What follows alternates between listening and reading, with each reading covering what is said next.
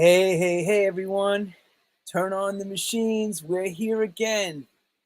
This time I paused for a week because I wanted to make sure all of you caught up. This special evening edition, afternoon evening edition, some of those around the world. And I always like to give a little few minutes before I bring up this special guest that we have, a true New Yorker in every way, a Boriqua. And very proud of his heritage and proud of his accomplishments, as we were talking off camera. And, but before I get to that, I just want to ask you all if you can send positive thoughts to our friend who was on the show as well, Kathy Brown. She went through 2 surgeries and she's taking care of herself. She's doing the best she can, but you know what? Positive prayer always helps. And let's send all the positive energy to our girl, Kathy Brown, to come back stronger, better than ever, and we love her, because I find when all the prayer angels come out, all the prayer warriors, for some reason, somehow, miracles happen. And I want that miracle to bestow on our lovely Kathy Brown, because she is a doll and one of our veterans in house music, and what a powerful voice. So now that I see everybody's getting comfortable, welcome to True House Stories. I am Lenny Fontana, coming out of Nueva York, a town that's created some amazing talent, and also a town that can eat you up if you don't know how to play it right. But to say the least, for this gentleman who's been doing this for decades is an understatement. Now, let me tell you how much of a true iconic person he is, okay? When you have a group that sells in the excess of 6.5 million to 7 million copies, that's multi 6 to 7 time platinum. To me, that defines a generational change. Because pre to that,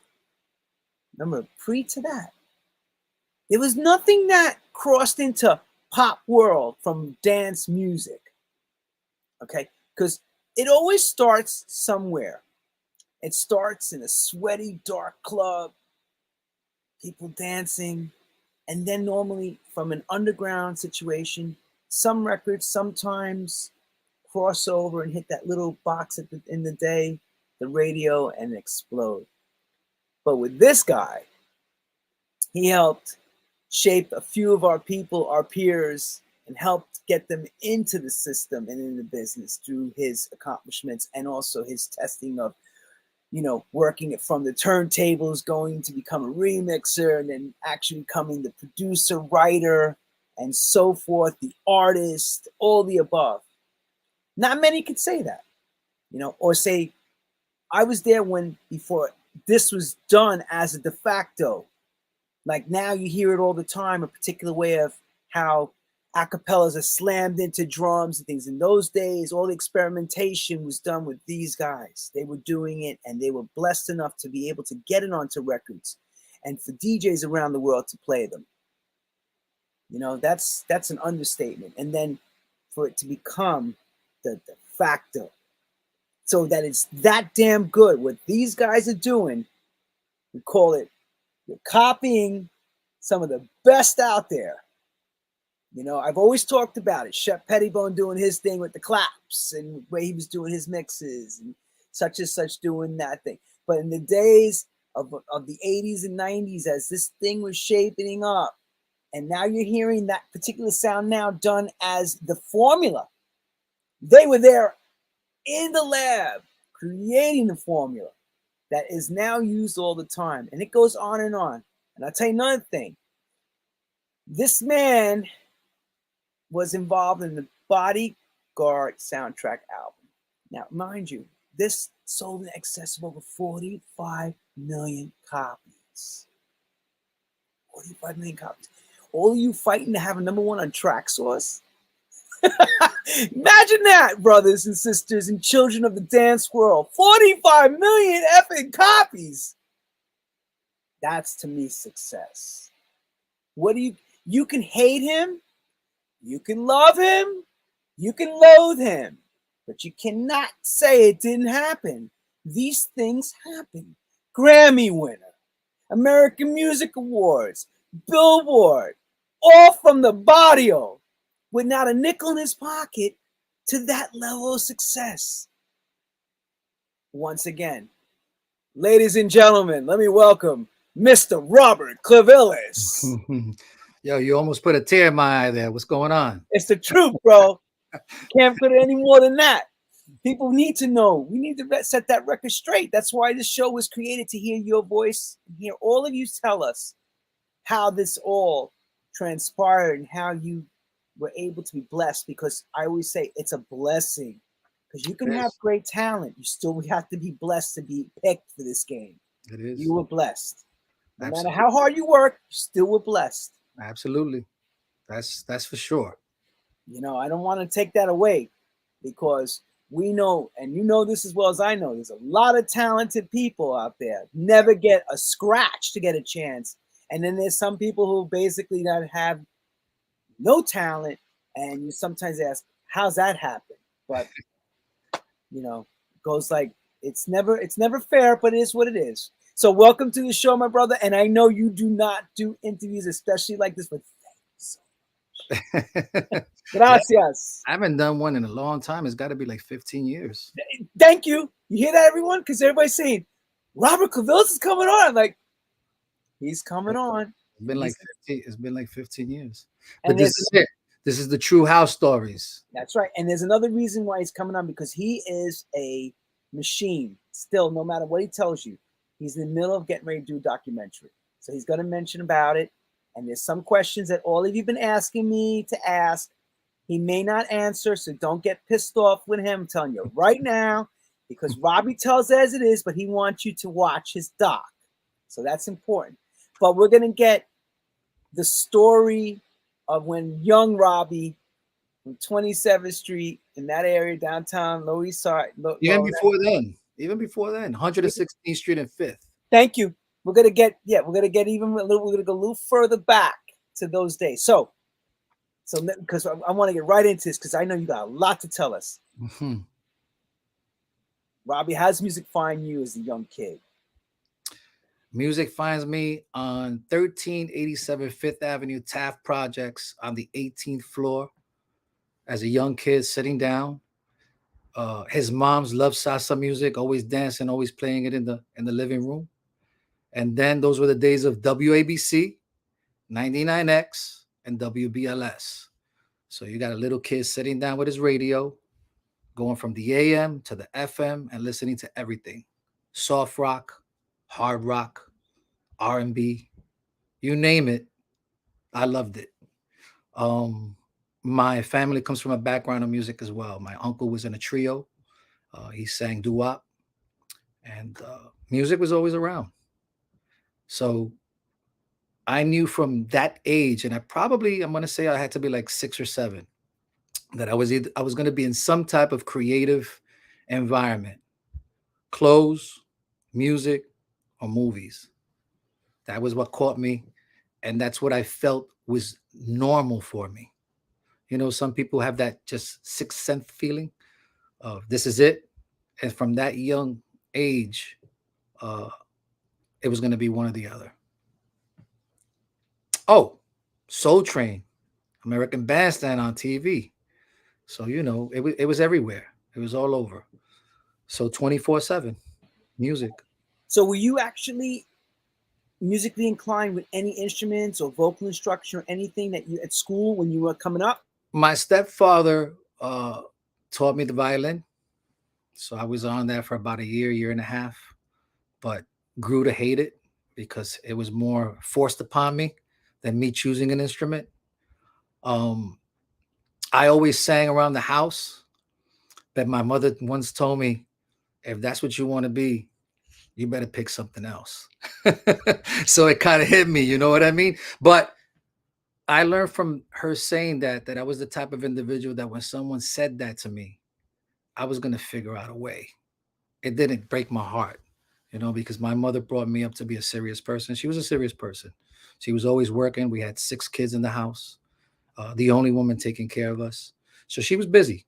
You know, she would get up, get us dressed, take us to school, go work full time, come out, pick us up, dinner, put us in bed. And I remember I had to be like 5, sitting in the bed, just watching her getting back on the machine to do overtime and work. So she was busy taking care of us and never really said, I love you.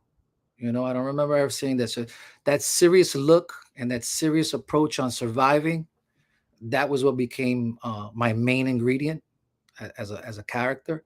But I knew she always loved me because every time someone invited us somewhere, she said, my kids have to come, you know, and the way she took care of us. So you grow up and you realize that there's different ways of being loved.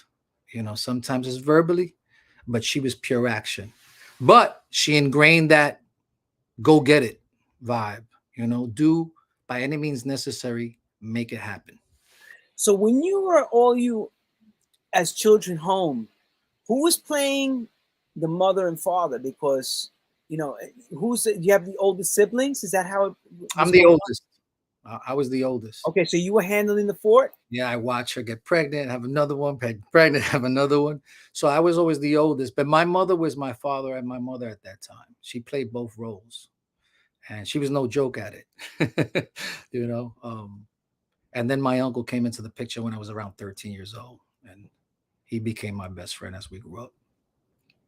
Yeah, because everybody always needs that one person, this family member or friend that actually takes the position of being like a godfather in a sense. Yeah, it was my mother. You know, I definitely got to give my mother the hat to that. She was my mom and dad for most of my life. So she truly played the heifer in the game. Yeah, she played it both. You know, mother, father, sister, brother, everything. Kick your ass, be the disciplinarian, and also the one that be your worst critic as well, and loving you. And the one that protected me, yeah. So because that's the hardest thing, to be the worst critic, love you, and all that, and still be somewhat bipartisan, you know? Yeah. Yeah. But you know, I grew up with her having that serious face, so I have that serious face, you know, that whole, Rob, you okay? And I'm like, yeah, I'm okay. But focused. I've always been focused. As a young kid, I've been focused. That's what she taught me, to stay focused. Did mom come actually? Is she born in here in New York, or she came from Puerto Rico? My mother was born in Puerto Rico and came as a newborn here. I don't know what age. And my father was full Puerto Rican. He was fully from Puerto Rico. He ended up moving to New York when he married my mother.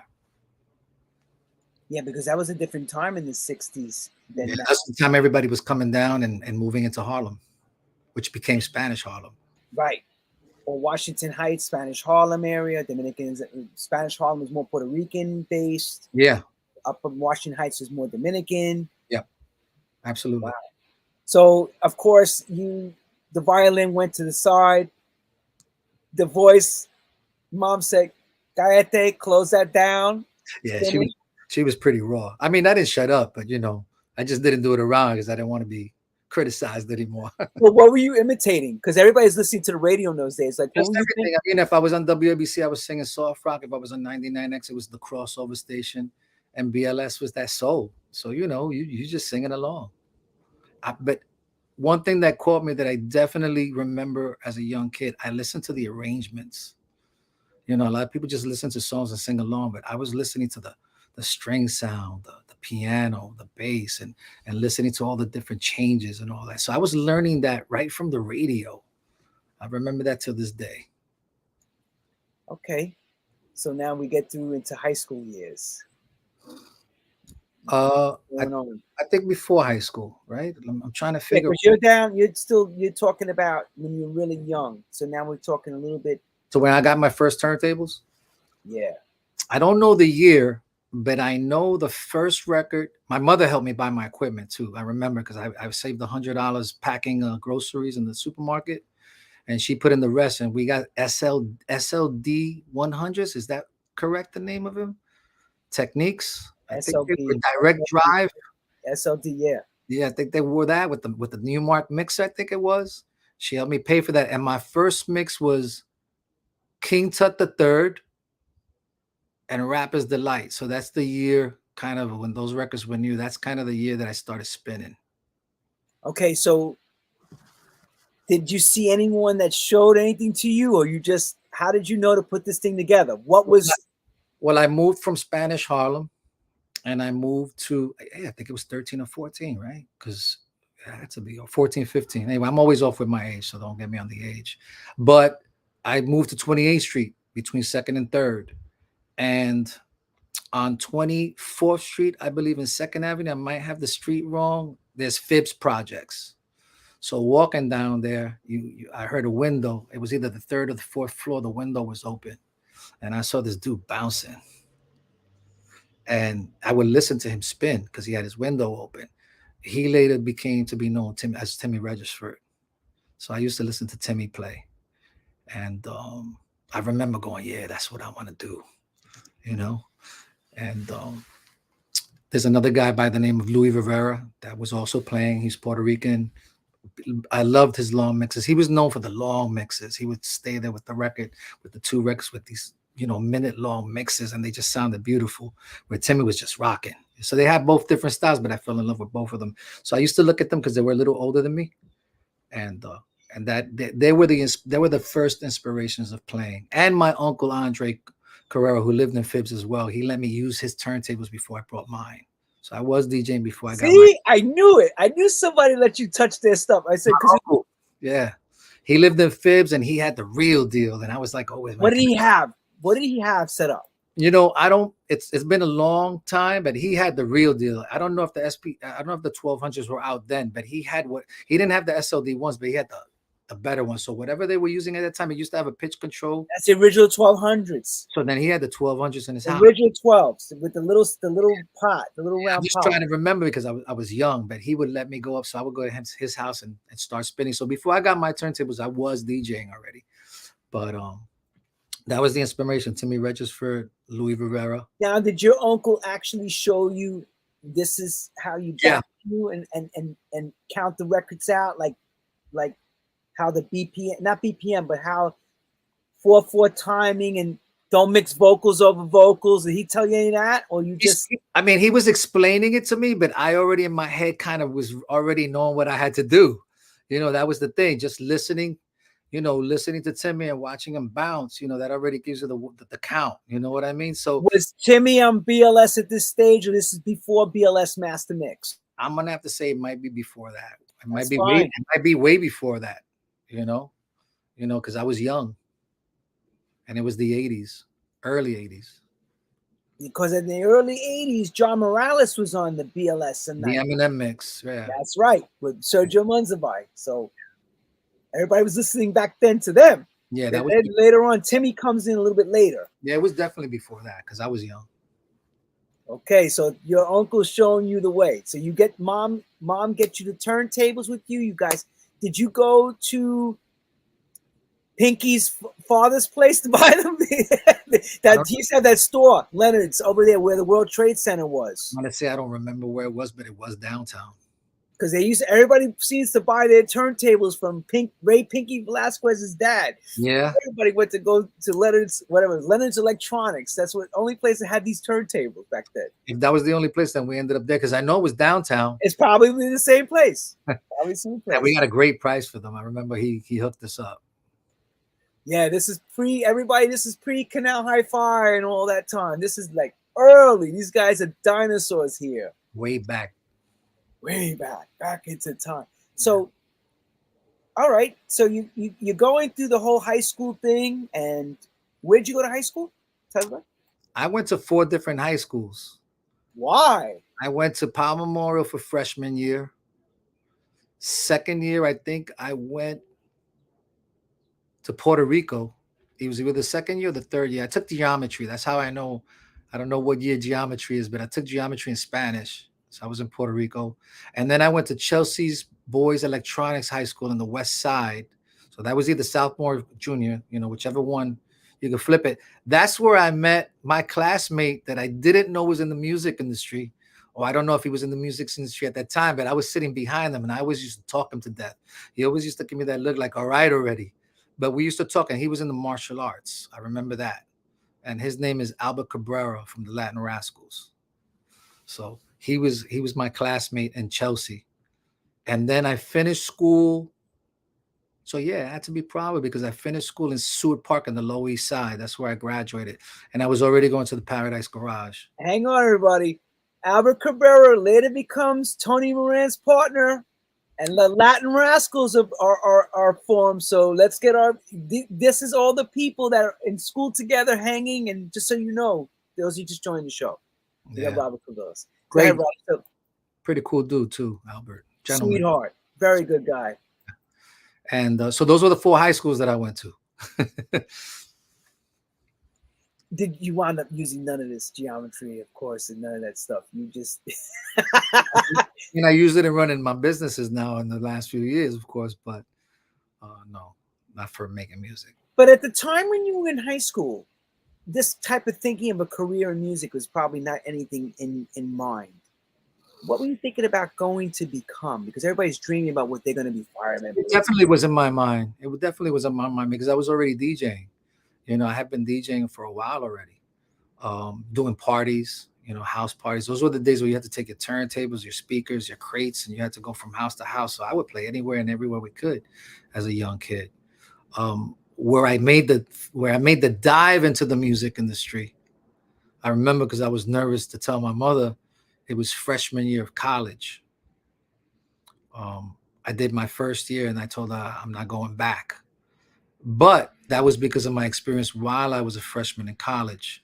I took business management, and a project that we had in business management at that time, it was the Borough of Manhattan Community College. They put us into groups in the class, and they said, we're going to give you $500. We want you to build something. It was a business project. Come up with a business. And I remember with my crew, I talked them into let's rent Studio 54.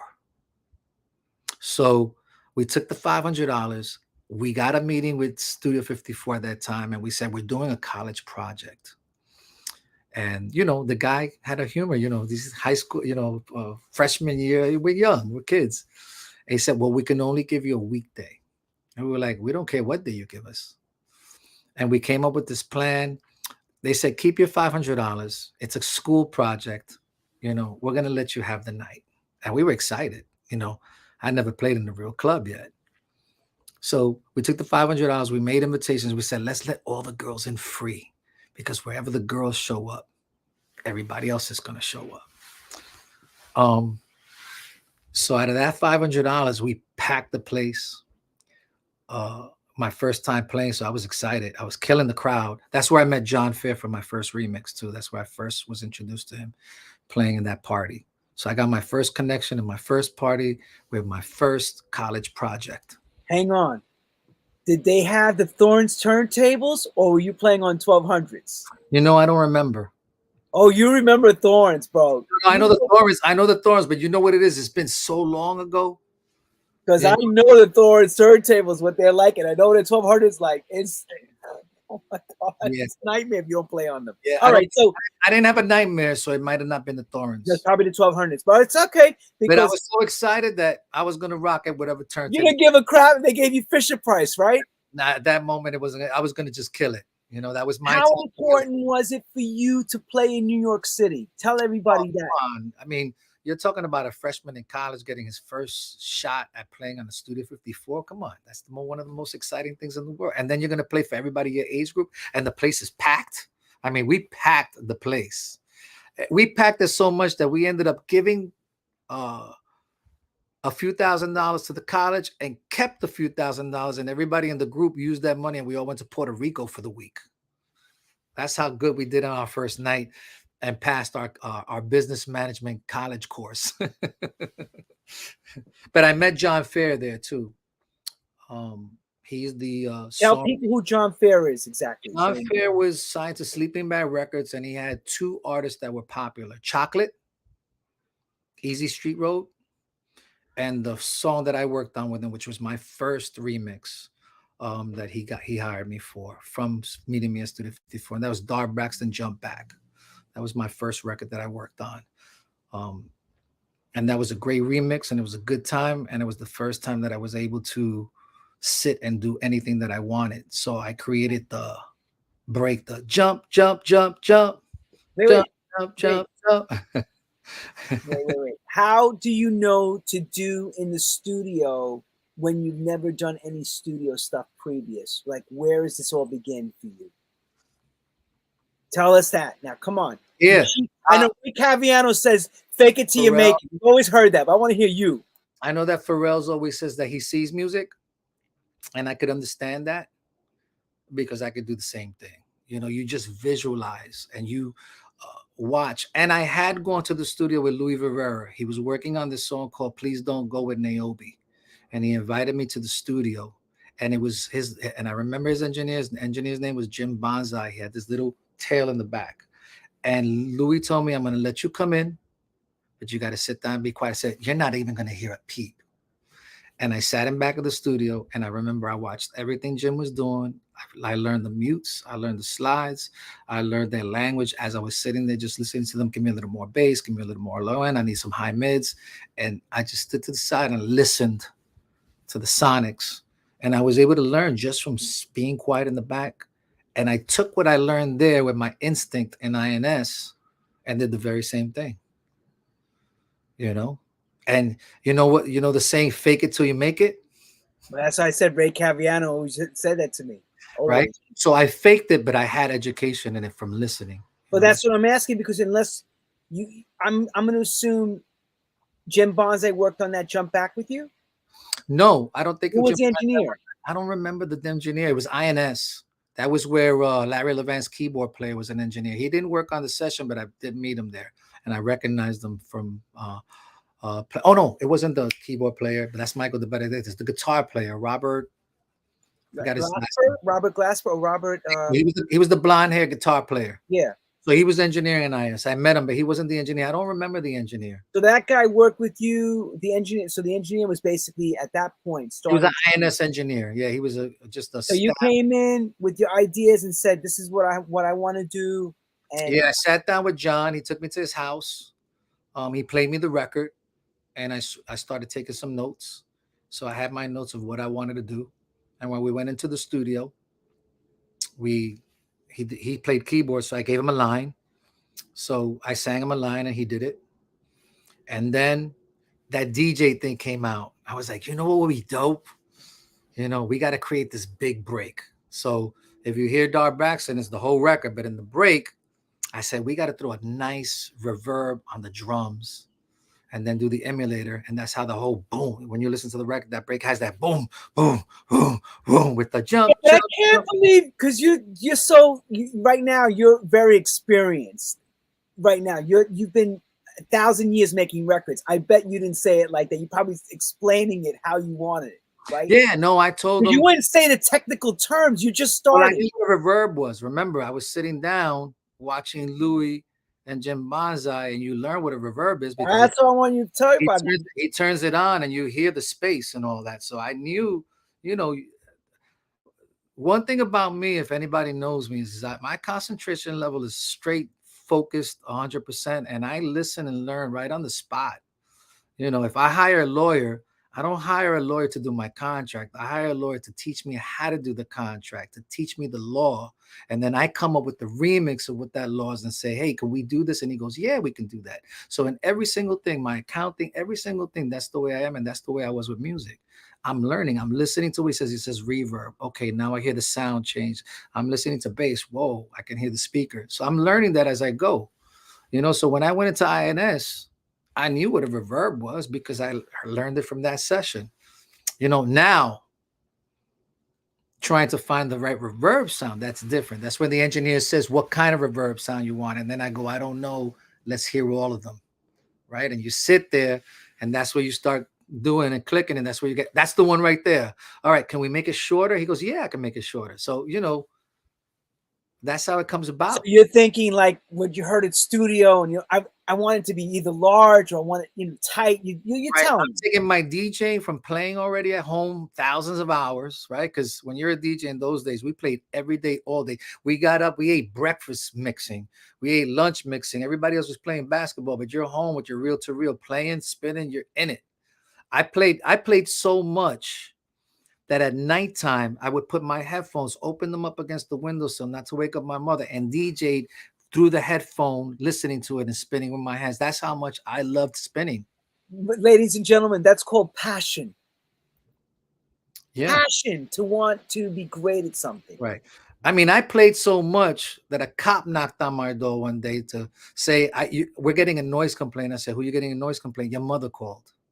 So my own mother calls me for DJ. So, you know, I'm a very passionate person. When I put my focus on something and I love it, I want to be the best at it. And that's been since the beginning, you know, since I can remember.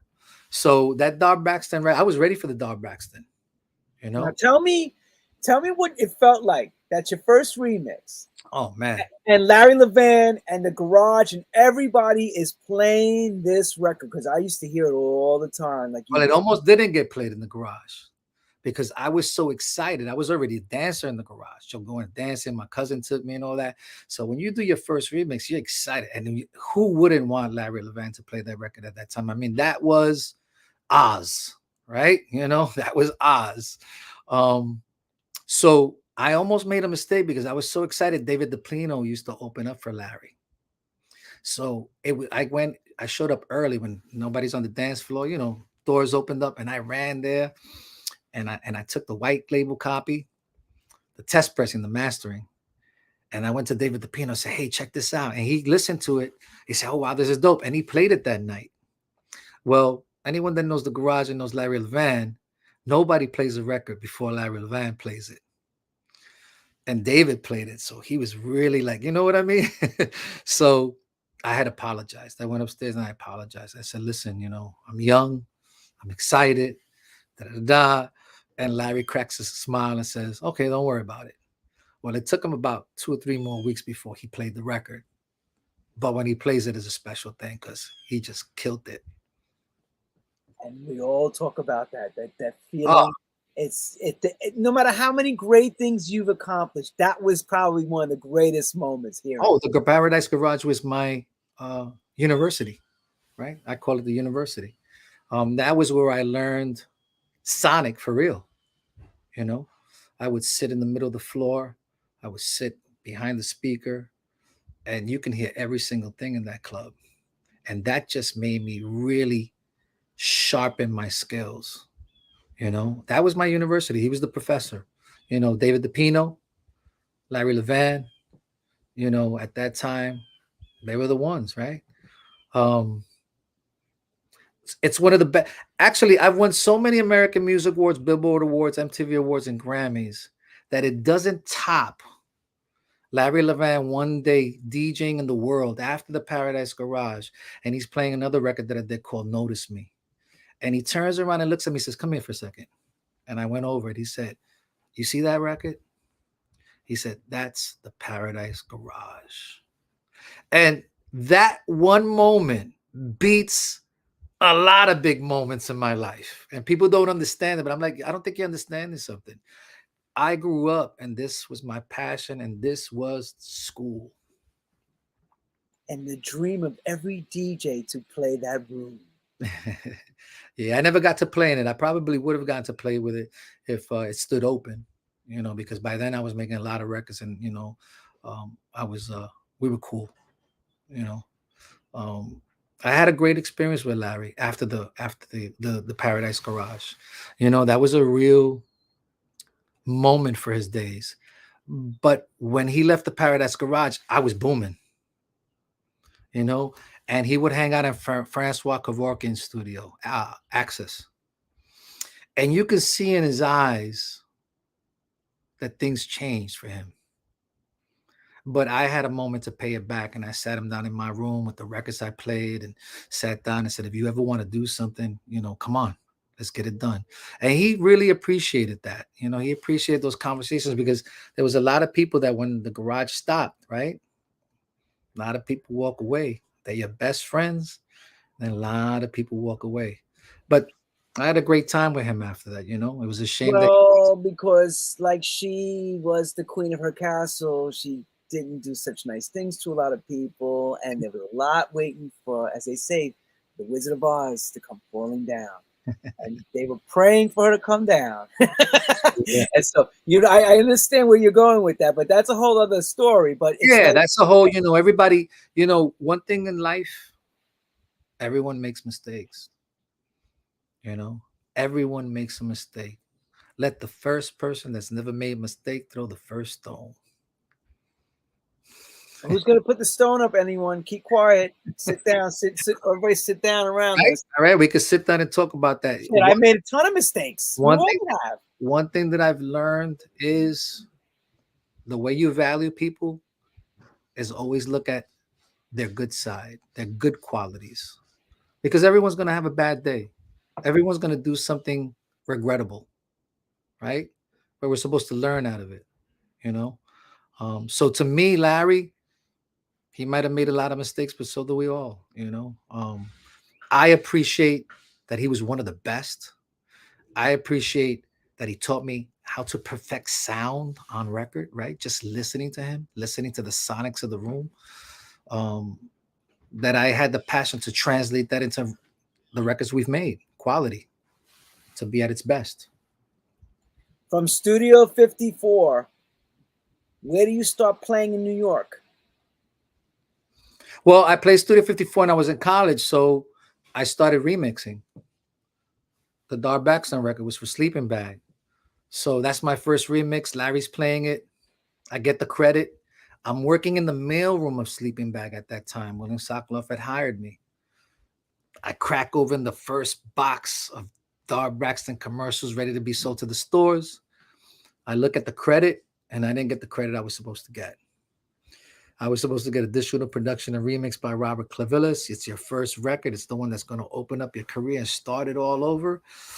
And I look at the credit and go, I'm not going to get no work from this. It looked like assisted by, I forgot what it was, but it was just assisted by Robert Clivilles. And John Fair walks in because it's his record. So he's coming in to see the boxes and all. I say, hey, John, can I talk to you for a second? And he goes, sure.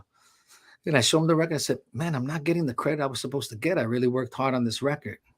And he said, you're not satisfied with what you got? I was like, that's not what I'm trying to say. I'm trying to say that this is a big record. I kind of co-produced it with you, and I'm not asking for that. Just want the additional production that I was responsible for. I mean, the technique of that break with the reverb and all that, that's pretty groundbreaking, you know, and no one's going to know it's me. He starts screaming in the mailroom and runs out. Talking about the word you use, Queen. William Sokoloff walks in. He says, what happened? I said, all I did was ask him about the credit. He says, well, he's screaming out there that you try to beat him up, et cetera, et cetera. I was like, how am I going to beat him up? I'm in the mailroom. I'm working. He said, well, he's making a big thing. At the end of the day, William says, hey, take a walk with me. And he says, you know, I like you, right? I was like, well, he goes, he said it's either him or you. And you know, he's had a hit already with Chocolate. And now he has a hit with Dar Braxton. And I'm like, Will, don't do that. You know that I worked on this record. You hear the talent. You're the boss. You can say no. He says, Rob, I got a contract with him, but I'm going to buy you SB 1200. I said, I don't want SB 1200. No, I want to buy you SB 1200 because I want you to continue your career. And I said, Will, you're going to regret this day one day. You chose the wrong person. So we all know what happened to Sleeping Bag, and we know what happened to Cole and Clivilles. So I've been joking with Will most of his life about it. Yeah, I would say that's about right.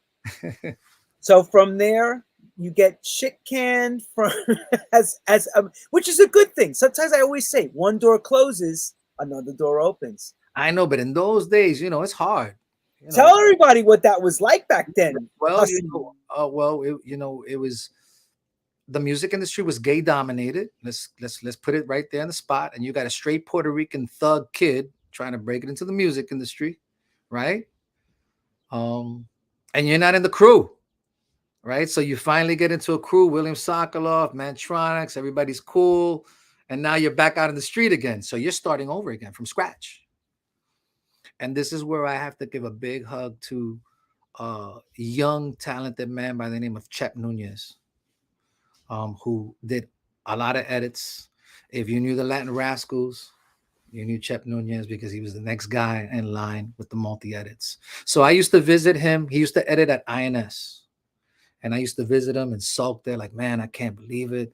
I did a one record. That's it for me. It's over. And he'd be like, nah, nah. He would always be encouraging me, inspiring me.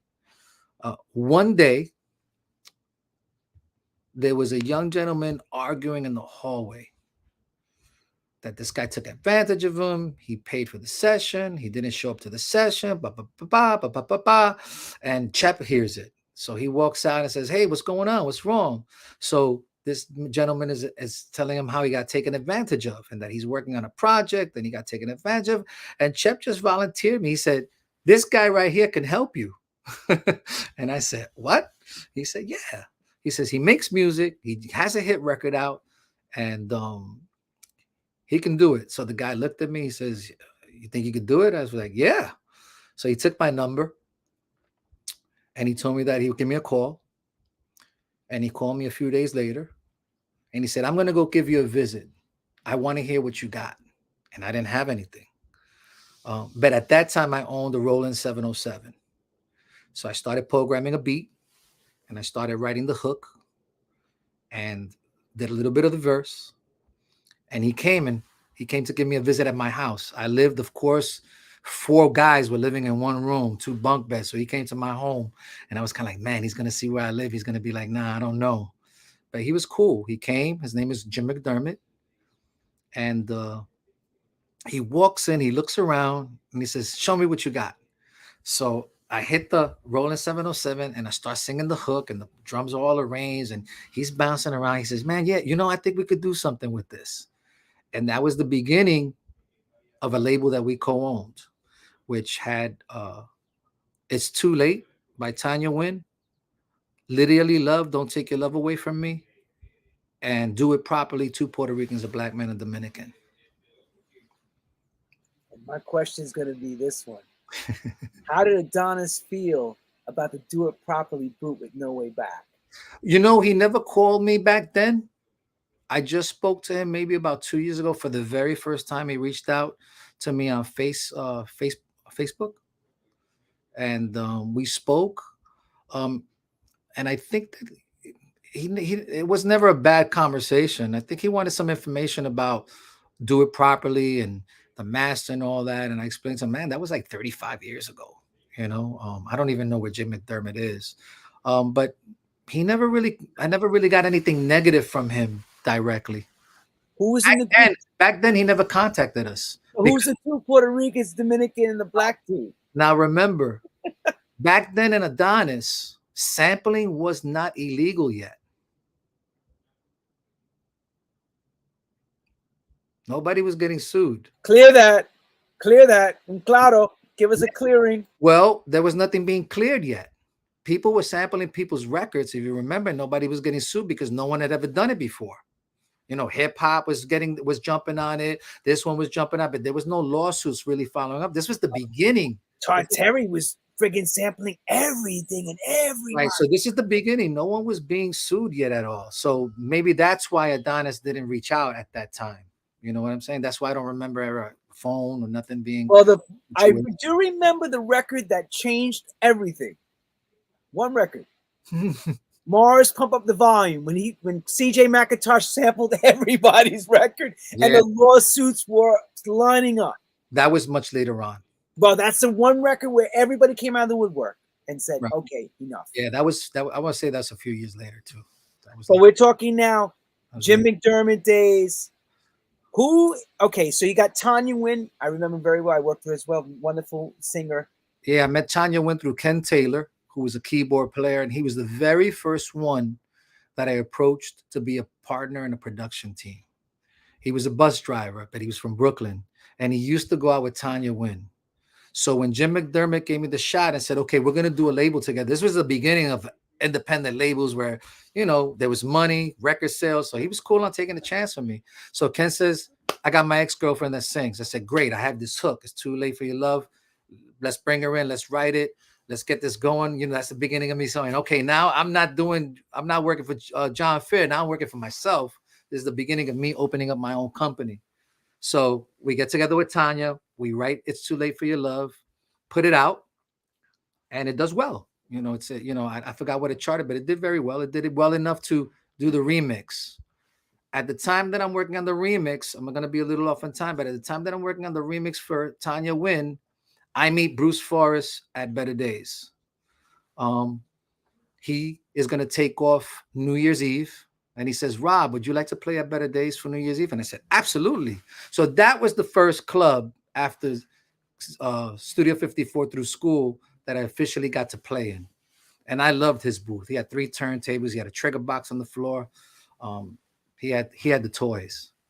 And I will always thank Bruce for giving me that shot, because that is the party that I meet David Cole in. He gives me New Year's Eve. Okay. So let's talk about so now you got a record label going on. Yep. You're getting around because you have records. It's like a business card. You have records that are making noise. Right. So it's not like who are you? No. Oh shit, that's your record. I can just hear everybody. Yo, that's you. You know how people were back then. Yo, yeah, I met Little Louie that way too, because Little Louie used to rent sound systems.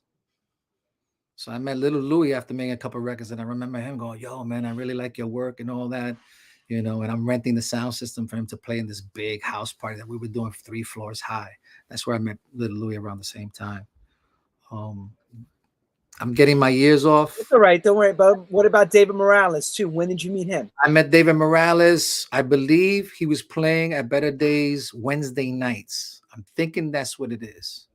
But with the records that I'm putting out, I meet Judy Weinstein. Meeting Judy Weinstein, because I was in IDRC DJs with Eddie Rivera. But if you're starting to play in clubs and you're getting popular, everybody wants to be at For the Record. And why was that, Robert? Because I know why. Because all the superstar DJs were there. Like everybody who was anybody was there. So, you know, that was another step in the music industry as a DJ. But I can hear Eddie telling you, Robert, Coño, how could you leave me now? But I didn't leave. I never left. I want you to tell everybody. Did you leave Eddie Rivera or you stood there? I stood there all the way to his death. That's some art. It became RPBC. Yes. RPBC, yep. Absolutely. But you got to meet Judy Weinstein. You know what I mean? It's like you meet Larry Levan, you're DJing, you got to meet Judy Weinstein. So I met Judy Weinstein. At that time, David Morales was her, I don't know if that's the right word, record boy? I think he took over David DePino, pool director, if I remember. Right, but what's the title? Because I don't want to say pool director.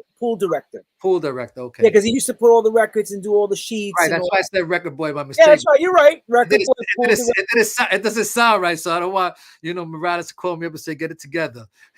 But David Morales was the pool director. Yeah, so I met him there, and Judy knew the few records that I worked on. And she was like, well, you got to be a resident. I remember telling her, you got to be a resident. And I was kind of like, I make records already. You know what I mean? There's a few people you have here that make records that aren't really DJing anywhere. But at the same time, I'm a loyal guy. You know, Eddie was where I started, and that's where I was staying. But that's where I met David for the first time. Then I knew he was playing at Better Days on, I think it was Wednesdays, maybe it's Tuesdays. It was a weekday. And Bruce Forrest, I meet him the same day that I went to see David play. Bruce passed by, and I met him that day. And Bruce, I want to know how the connection, from, of course, we got to get David Cole, but before that connection happens, how does David Morales and you go do it properly? Well, that was later on. That was later on. Okay. Yeah, because don't forget, David was the one that was already working with me. David Cole. That's right. Okay, so David's right. David Morales is a DJ. He's not working on any records yet.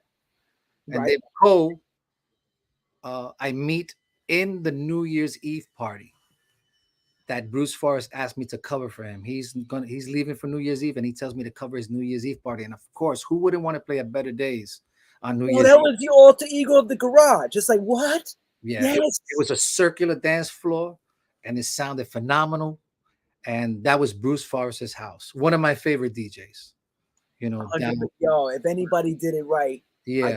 I always say it, Bruce Forrest did it right. People ask me favorite DJs, and Bruce Forrest is always in the top 10 for me. Bruce Forrest is always in that top 10 for me. Because he was, and I give it, when Larry was playing at the end of the garage, Bruce was pushing those new house records all the time. God bless him. Yeah, absolutely. And by Bruce Forrest giving me that opportunity, I'm turning that night out. You know, I'm going in full throttle. That's New Year's Eve. I got to have everybody there screaming and stomping. And that's exactly what I did. I took those 3 turntables and just blasted it out. And a young man knocks on the door, red-headed black kid, smiles, you know, with his $1 million smile, has, "My name is David. What's up?" I was like, "What's up? My name is Rob." And he points to the little keyboard that I didn't even notice was there until he pointed to it. And he said, "Is it okay if I play on that?" And I was like, "Sure." And he got up and he started rocking his thing. And I said, "Oh, wait a minute. I'm ready for this dude." You know, so I'm saying, I'm going to break this down. So I throw a cappella on. He starts playing the music. And I just slam that bass line and then just drive everybody crazy. We play for the rest of the night. We had such a great time that we went to eat breakfast together. And that's where we started talking and where you from and da-da-da-da and da-da-da. I told him how many brothers and sisters I have. I come from a big family. He says, I come from a big family too. And we just clicked, you know, 2 poor dudes trying to get into the music industry. We had a great night. We just blended perfectly in the club live. And from that day on, we just hung out. I think that I hung out from that day till he passed away. Somebody asked me this question. What was the first record played by you the night at Better Days? Do you remember? No. I know it's silly, the first record. Okay, so let's ask it again. What was the first big record that you saw the crowd go? Well, I mean, come on, there was just too many. You know, you have Absolutely No Way Back at that time. You have Steve Silk, Curly Jacket Body. You have, I mean, come on, there was just so many. And one thing about me,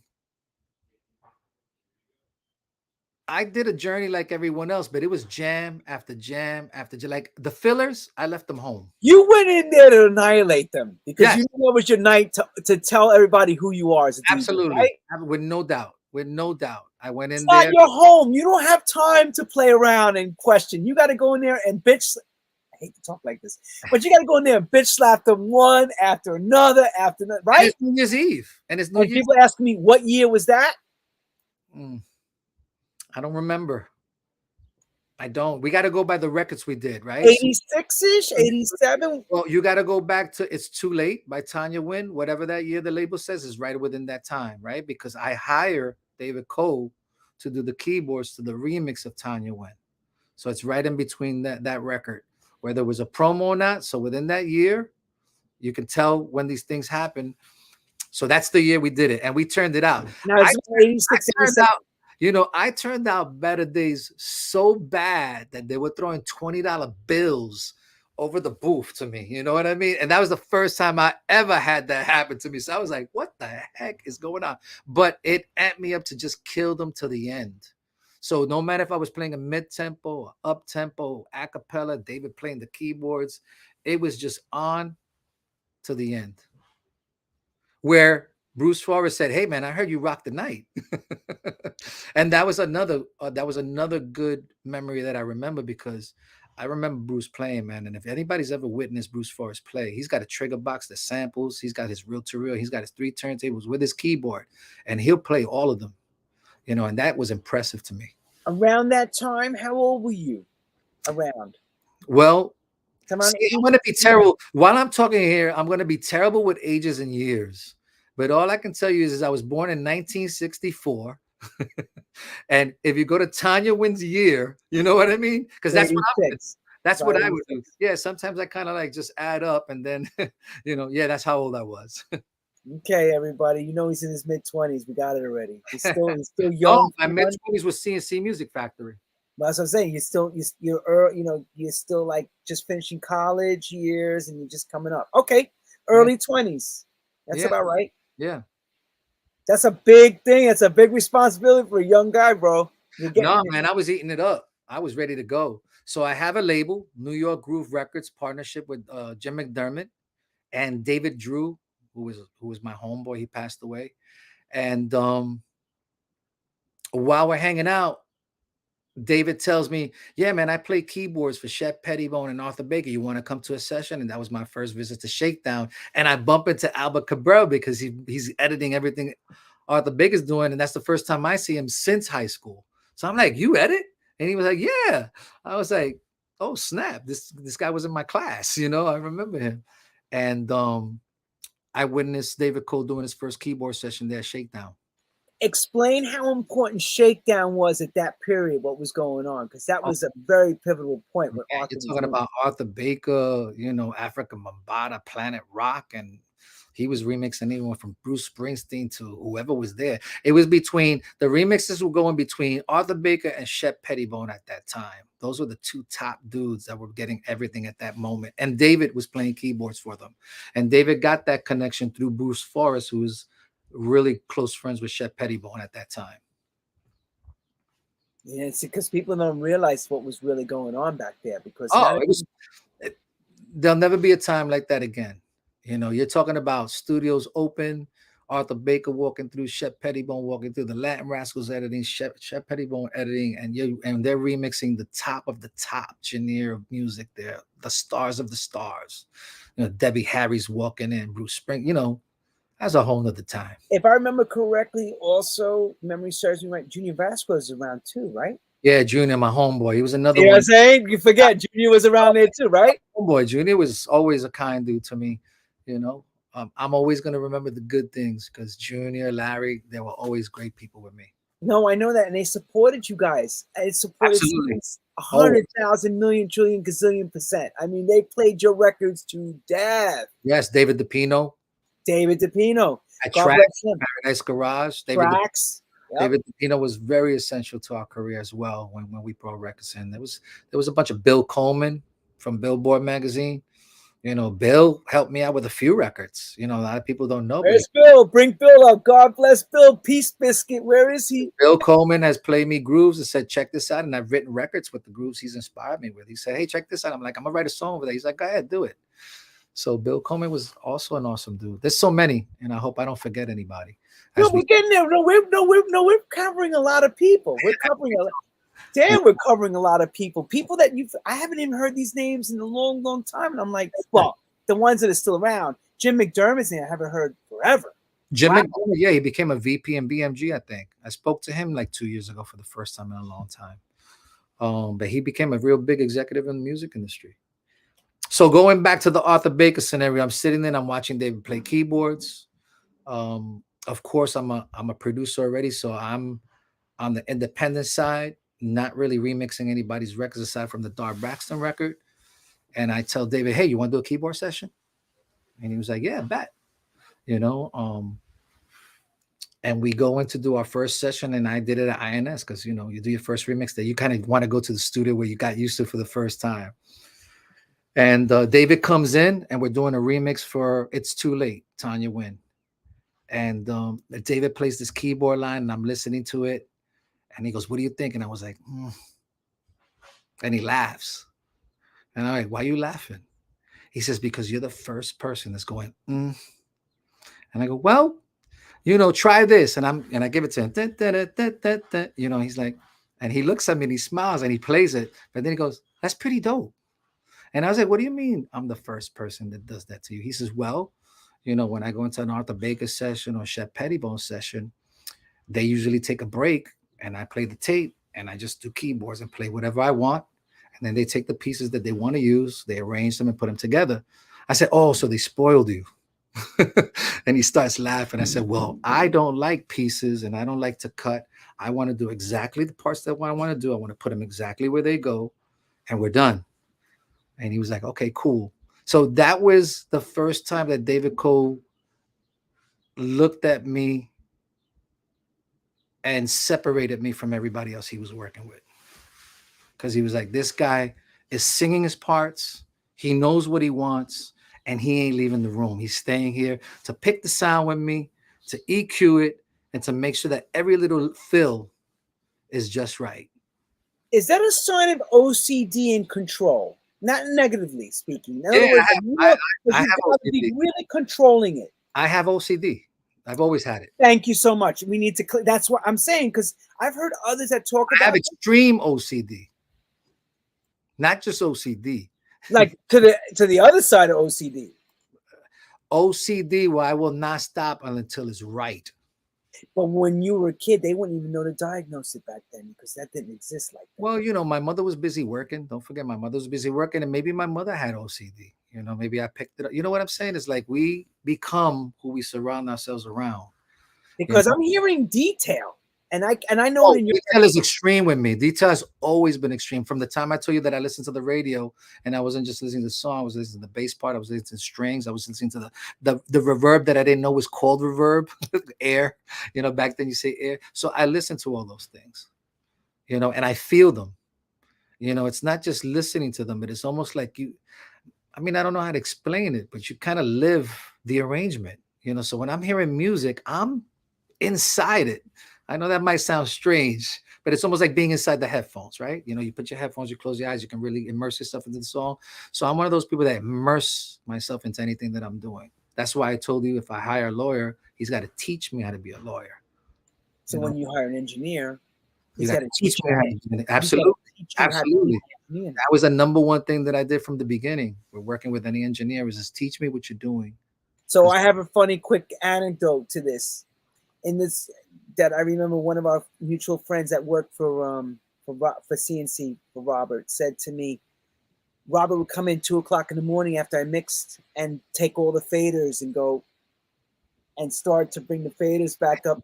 And then he would leave the studio for 2 hours and Robert would come back and hear the mix. Yeah. And then he clicked the recall and started to put the mix back and took some of Robbie's stuff and then have to kind of finesse it. That was the beginning. But I've done that to every single engineer. I know you have. I heard it from every engineer I work with. Rosa, I've done it to Aja Key. I've done it to every single person. Because when I first came into the music industry, the norm was let the engineer bring the mix up, right? He's going to bring it up and he's going to try to make sense of it. And to me, that never made sense, right? That's my OCD. That doesn't make sense. You got to hear it the way I hear it. But you're the new guy. So you want to flow with everybody. And flowing is that the engineer have his time. But when I would come in, it would sound like a train wreck to me. You know what I mean? Because it's not what I want. It's like asking somebody to draw your picture for you. You're the artist and you're saying, figure out what I want to draw. And when I come back, I hope you read my mind.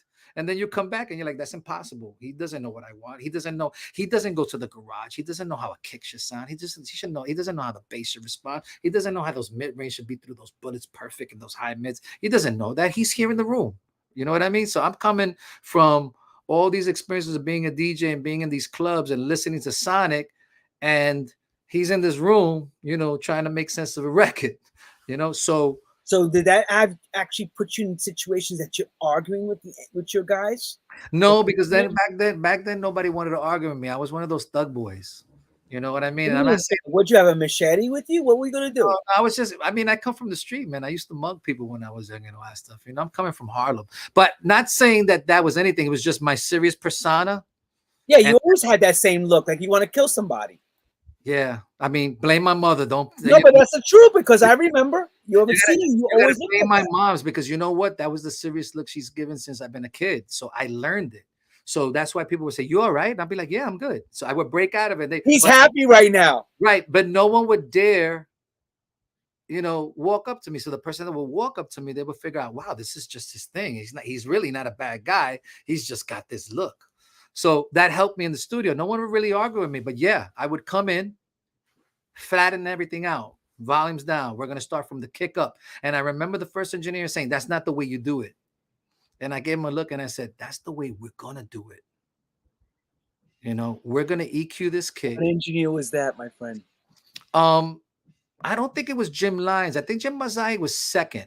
I think there was Steve Griffin. I'm trying to remember Steve Griffin. It was one of them, but they were cool with it. They looked at me. They saw serious. It's very cool. Bonsai's super cool. Bonsai never gave me a problem. When I put with the flow. When I put the faders down, he was like, "All right, let's just start again." Yeah, let's start again. I'm getting paid. You know what I mean? We'll be here forever if you want. But my technique was, you got to get your drums and bass perfect.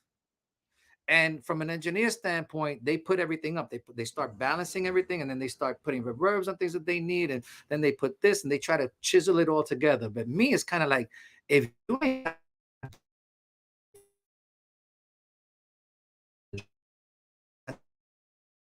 Wait, everyone, we're getting a technical little green goblin. Hold on, we missed the part you said they chisel everything and then you fell out. Yeah, the engineers will put everything up, balance drums, bass, and then they start EQing and bringing in everything, making the record. To me, that was just a mess. I needed the foundation to be solid. If we're doing a dance record, that bass and those drums got to be on the money. These are garage ears. You know what I mean? These are, my ears are going to a place where this has got to sound right. And then my mid-range and my keyboards and all that came from Quincy Jones, listening to his live jazz records and listening to those sonics. So I needed to fuse that. I grew up with WABC, 99X, and BLS, and that is my musical education, that variety and the fusion of genres together. It's not one or the other. So that's the way it was for me. So I was always adamant that we had to work on the drums and bass. And that was Jim Bonsai Lyons, Bruce Miller, Bob Rosa, you name any engineer, that David Sussman, any engineer that came in, it was like, I'm not doing it your way, because it worked for me, right? From the first record that I did, moving forward and learning sonics for them, it just worked for me. And I'm one of those guys. I'm sorry that I have that OCD and it's just got to be my way. Word. So when you hear the CNC sound, you're hearing Rob's perspective in sound. You're not hearing an engineer's perspective of sound. They're co-collaborating with me, right? We're getting it up the way I want, and then they're going, well, let's try this. And then I go, yeah, that's dope, but then let's do this. But that bottom and that drums and those percussion, you're hearing Robert. You're not hearing an engineer do what they want. Okay, everybody, let's go into Silent Morning, Noel, because we got to touch that. And also Imagination Instinctual, where Arthur Baker is involved and Lee John. Before that is Do It Properly. Well, you know what I'm saying? Even Do It Properly. I'm trying to get the timing right. Do It Properly. Right. So break it all down. Those records got to be all broken down, step by step. Let me lead you into remix of Tanya Wynn. Then we go to Literally Love, which is a freestyle record. Little Louie is now playing in Heartthrobs. And I want him to play my record. So we write this song by Literally Love called Don't Take Your Love Away. But at the same time, while I'm trying to write a record for Louis to play, I got to have something for the club people to play. So that's the first time that I say, yo, Dave, let's do a house mix on one side and a freestyle record on the other side. And the Dave that I'm talking about is David Cole, because he did the keyboard session. So now I got him while he's working with everyone else. He's working with me. We're not partners yet, but he's coming in and doing keyboards for me as well. And that's the first record that has a house record on one side, or a house version on one side, and a Latin freestyle version on the other side. And let's clarify that first record, everyone. First release commercially, where you have house mix on one side and Latin freestyle record on the other side, to fulfill the DJs that are now my friends to play the record. So I came by just trying to get it played on both sides, and then it becomes the standard that everybody's doing. Then, by that time, I witnessed Bruce Forrest live with No Way Back, playing records and triggering a sample over it. I'm doing my own version of it. It's something that every DJ has been doing forever, doing medleys and reel-to-reels or putting records together. But Bruce Forrest triggers the influence because he's doing it live. So now everyone that's playing in Better Days, he starts letting me play in Better Days as well. I follow him. That's dope. What this dude is doing is dope. He's taking what we do at home and we're editing and we're going back and fixing, and he's doing it live. You either fail or you succeed. And that to me was intriguing, Did I say this, bro? Can I say this? Like, they nicknamed him the MacGyver of the nightclubs. Remember? Yeah, man. Yeah. The idea doesn't immediately come. It just really is all about working on records. And one day, I tell David Cole, yo, let's make that medley that happens in Better Days, with No Way Back and all that. He was like, yeah, why not? It's just one of those days. It wasn't even meant to be put out as a record. It was just, let's have some fun. And then by that time, Dave Morales is like, yo, Rob, man, if there's anything I can ever do, that's in my head. It wasn't immediate, but during our relationship that I'm in Better Days, I see that he wants to do something. And, And one of the things that I've always wanted to do and I've always done is help people, right? If it took me this long to make it into the music industry, I didn't really want it to be difficult for anyone else. So I tell David Cole, I'm not going to do it at my house. I'm going to ask David Morales if I could do it for the record. But David Cole is just, but why? You know? And I was like, well, I'll ask him to do some mixes with me. He said, but why? You could do it. I was like, I just want to help out. So he was like, if that's what you want to do, go for it. So I called Dave. I said, Dave, can we go for the record? Use the reel to reel, do a couple of mixes. I'm going to do this No Way Back medley and just put it out, you know, just to play. And that's how we end up in For the Record. I do a few mixes over the thing. We're doing pieces. And then I ask him to do his mixes. I take those mixes. I go to Chep Nunez, right? He's helping me out. So he's in the crew. And then I sit there and I put the pieces together with him. He says, let me do a multi-edit. I was like, this is not that type of record. He said, let me do just one. So there's kind of one in there in the record. And I was like, that's it, steady. This is a house joint. You know, I don't want too many bam, bam, bam, bam, bam. Nah, we're not into that. So I let him do one. And then I take it to INS. And then David comes with the keyboards and we start overdubbing it. And we put it together, put a white label out, and the white label just explodes. It was just to give the DJ something to play, but it just goes absolutely insane. One question in my mind. David Cole's playing what keyboard on that record? Do you remember? Well, that organ sound? It's his favorite. Well, it's his favorite one. I don't know if it's this. I don't think it's the CZ101. I'm trying to remember. There was one little keyboard that he always used in the beginning because he was on a budget and he only had one keyboard. Come on. I don't really remember the name of it. Bruce Forrest will tell you. You know, he's gonna have to give that one up because where's Bruce Forrest? Go knock on Bruce's door so I get the name. But he always had this keyboard. He took it all around with him, and he used to really edit his sounds to make them his. I wonder if it was a D50. Could be. It was a D50 if I remember he was playing. Could be. All right, so because it had that famous organ sound that you guys. You know what? I'm gonna join you and say most likely that. I think it's a D50. Wasn't that big, small? It was easy to edit, right? Yep. All right, go ahead. Keep going. Flow with that one. So he's doing the keyboards. We put the record together. I have my label, so we make what's called a bootleg, right? Back in the day, people were doing bootlegs. They were just putting out records with white label with a title and just put it out. How does a name Two Puerto Ricans, a Black man, Dominican come and do it properly? Because a lot of people ask that. It wasn't intentional. It wasn't that we formed the group.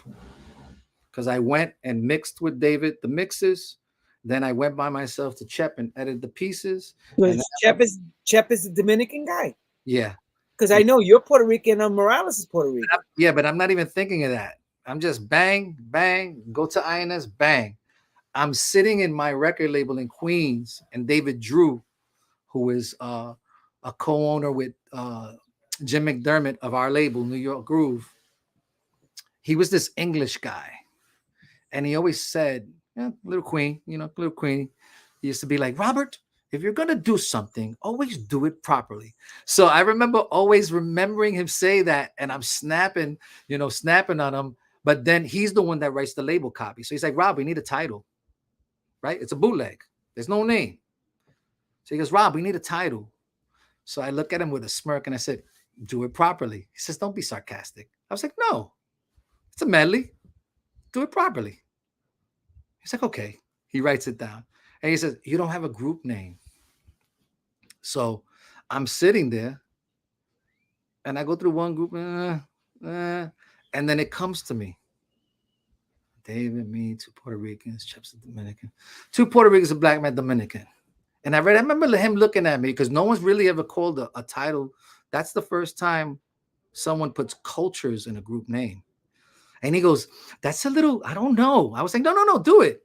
He said, I think it's brilliant, but it's daring. I was like, Two Puerto Ricans, a Black man, Dominican. And remember, everyone, this is the 80s. Things were very quiet still. People being gay, coming out of the closet, still not accepted the same way as it is now. Right. Ethnicity was kept very, people remember this, like you sent out a resume in those days. you try to make it whiteified to get a job. You know, if you were Latino, my friends told me I had to take my name Carlos to Carl. I mean, things like that. Yeah, people It's crazy. Yeah, and he was kind of like, "You sure?" He says, "I think it's brilliant, Rob, but are you sure?" I was like, "Absolutely, it's cool." And the bootleg goes out and just blows up. How many copies you guys remember selling like on that day? Come on, man. Those days you move units, bro. Hundreds of thousands of units. You know, it may have pushed 450,000 singles. Back in the day, and then I don't know if a bootleg's ever been signed before, but this one got signed to Pete Tong. What label was it? I forgot the label, but I think it was like a major London. What did he work? London Records. So, Simon Harris is here on here. He'll know. Simon, tell him which label. No, that's the thing. That's a bootleg. You were talking about getting sued for samples or nothing. We didn't get sued, and they put it on a major label in Europe. So that record became so big. Okay, so were you even thinking about lawsuits and no, right? No, nobody was. Nobody was. Because the record was so big that I told David Cole, because I keep, I don't want anybody to get confused. I said, we got to write a song. Like, we could turn this into a real record. That's how big this is blowing up. And he was like, yo, bet. So we go in to INS again, and now we recreate boom, boom, boom, boom, boom, boom, boom, boom. And we start sampling the records we put on the record, putting it together. And then I called Tanya Wynn up because we did it too late. And I was like, Tanya, we got a chorus for you. Come on, come sing it. And we write it right on the spot. There's so many ways to do it. And we write a real record. And that process, Judy Weinstein calls me up and says, why don't you have David Morales working on this record with you? And I was like, what are you talking about? He's like, well, he worked on the first one with you. I said, no. I said, I put him on to do the record with me. You know what I mean? And it was a bootleg. But now I'm making a real record for my company. And this is something that I started with David Cole. And we're going to just finish the record. And she just was like, you can't do that. Da-da-da-da-da, di-di-di-di. And while she was talking, I was kind of like, you know what? I wanted to help him before. Let me help him again. David Cole was kind of like, yo, this is our record. And I was like, yeah, but it makes sense to let him do one. So what I did was I said, Judy, I'm going to let him do additional remix and put it on the B side. Is that okay? And that was cool. He came to INS. I remember Dave came looking at the multi-track. I think he went to the studio to visit it with Bruce Forrest before that, but he still didn't really know the board yet. So I sat there, told him, this is how you do this. This is how you do that. He was like, yeah, I got it. And he did. That was I believe that was his first remix that he got to do.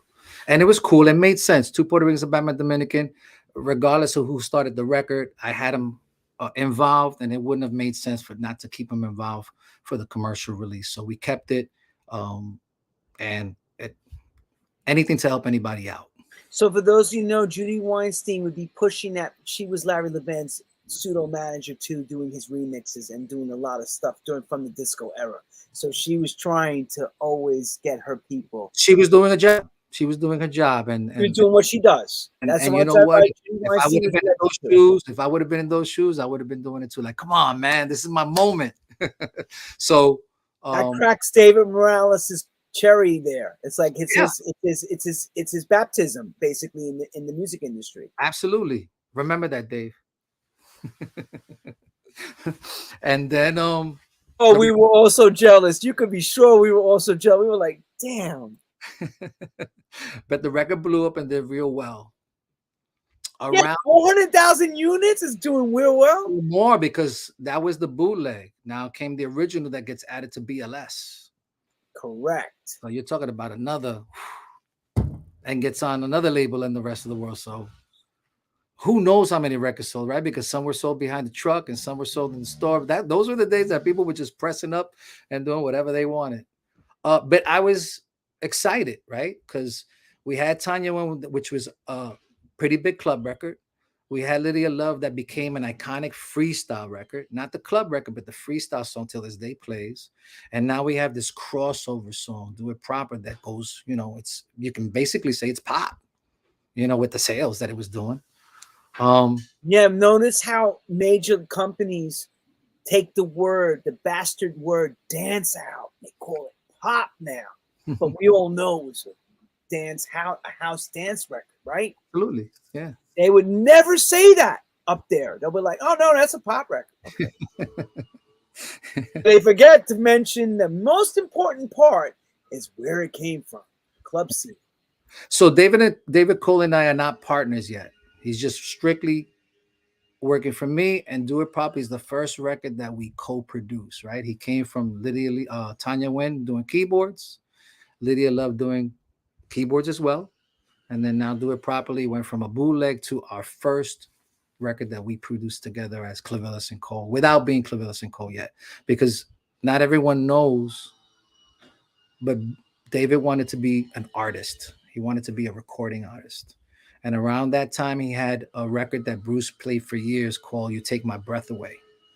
And they were trying to shop that record, but it wasn't being signed. It would later on get signed with us, but it wasn't getting signed. But he really, truly wanted to be a recording artist at that time. So when I told him, hey, let's get together after Do It Properly, he's like, let's become an item, you know, let's be partners. Let's go for it. This is doing great. Let's move on. And he was kind of like, well, you know, I got this recording thing that I want to do. And, you know, I want to be an what artist. What capacity was he saying recording artist? Just keyboard? Singer. He sang. He had a song called You Take My Breath Away that he sung on it. And that was a big hit in Better Days at that time, just Better Days. But he wanted to become a record, and Bruce Forrest was trying to help him get signed. I believe that's what David Cole told me, that Bruce was trying to get it signed. So, you know, he just stayed playing keyboards, working with Arthur, working with Shep, working with this. It wasn't until a very famous record came out that day Cole and Clivilles was born out of it. It was a negative experience that David had. And that was the day that I said, hey, I remember telling him, hey, I don't want to bust in and get in the middle of your keyboard life, but we're writing records now and producing records. So give this a year. And if you give it a year, I promise that we will be at the top of this situation. And that record, because he was disappointed in it, he said, yeah, all right. And that was a little while after Do It Properly. And it was by Janet Jackson.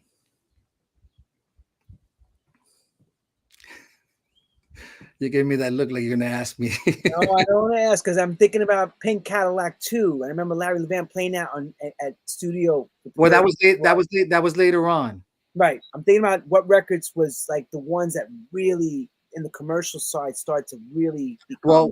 Well, he didn't do a record for me. It was a song that he did keyboards on, and he was supposed to get a credit. Which record was that? You remember? Ask that. I don't want to get into problems, but I'm going to do it for factual situations. Please do. Okay. Janet Jackson comes out with When I Think of You. Big record. Everybody becomes a Janet Jackson fan. Shep, don't kill me, but I got to say it. Lenny asked. David is about to do keyboards on Pleasure Principle. Super excited. Yo, I'm going to work on Pleasure Principle. And I was like, wow, you can't get any huge. That's huge. Can't get any bigger. You know, Jam and Lewis production, huge. Right. He said, you know, I'm going to do this, and Shep is going to give me additional production and keyboards. I'm going to go kill it. So I was like, yo, that is an awesome opportunity. He does it. He's excited. We're walking in the village. It's release day.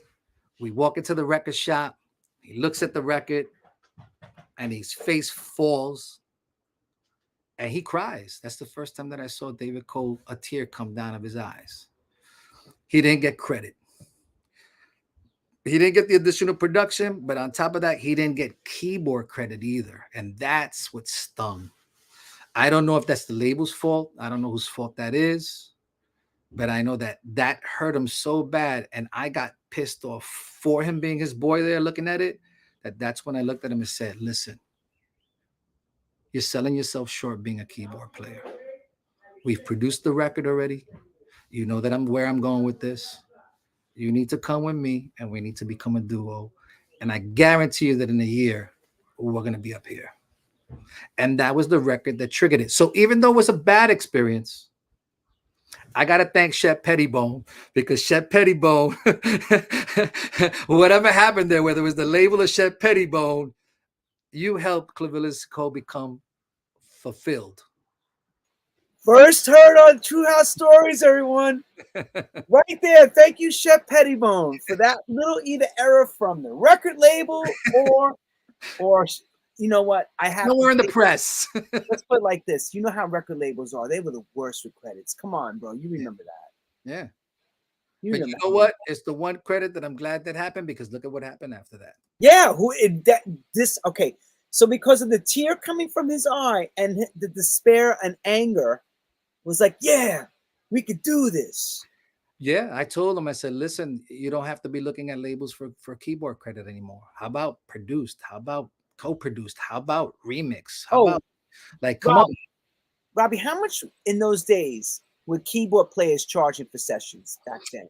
I don't know how much he got. Just not him. What was the going number? Like, I mean, when I was paying him, I was independent. So I was taking the money out of my pocket. So I'm sure he wasn't charging that to people. You know what I mean? Because you couldn't afford it. You didn't have the budgets back then. Yeah, I'm sure they were taking care of him, but you know, he was getting paid $500 or more a session. You know, the remixer would get the bulk of the money, and that's another thing. Economically, I told him, I said, "Why are you getting paid this amount of money when we could get paid this amount of money for doing the same thing and getting the credit for it?" So, out of that one record and that one disappointment, he was like, "Bet," and he went from making a keyboard session to half of a remixer's fee, which was way better, right? A brand new remix at those times would get $2,500 a remix. That beats $500 a keyboard session, and you get to do what you want, and your name goes on. So it wasn't a bad sell. No, because as long as you were on the inside and you were wanted, it's a great thing. But you know, trying to break through and getting into that league of champions, because there's only a few guys doing it, is not an easy feat. Yeah. So I pushed him and I pushed him, but I didn't push him enough because I knew of his dreams. But I pushed it at the right moment. You know, throughout the year, you're telling me, hey, we could do this, we could do that. But he has his own thing. So he's telling me, no, no, no. And finally he said, yeah. And the rest was history. Okay. So what's the fight back? Where did we begin right after that whole thing that happened with? I think it's Pink Cadillac. We meet Carol Kupper. I meet Carol Kupper. I forgot where I met her. I don't know if I met her in Eddie's record pool. I'm working on my own songs and don't have a manager. And Carol Kupper comes into the picture. And Carol Kupper is the one that got us the Natalie Cole remix. She went to Jerry Griffith at that time. I believe he was heading the urban department, and they had a song. It was a remake of Bruce Springsteen's Pink Cadillac that Natalie had done. It was live. And I remember we got the record, INS again. We're still in INS. We haven't graduated to the other ones yet. And the record is in a key that's impossible to do a house record. And I believe it was major. And most house records were in minor. And Robert Clivilles tells David, I don't give a crap about keys right now. It's got to feel good. It's Natalie Cole, and we got to make this rock. And David said, he just laughed. He always smiled when he thought there was a good idea that didn't make sense, but it was a good idea. And that's when we came out with boom, boom, boom, boom, boom, boom, boom, boom, boom, boom, boom, boom. And yeah, it's two different keys, but it feels good.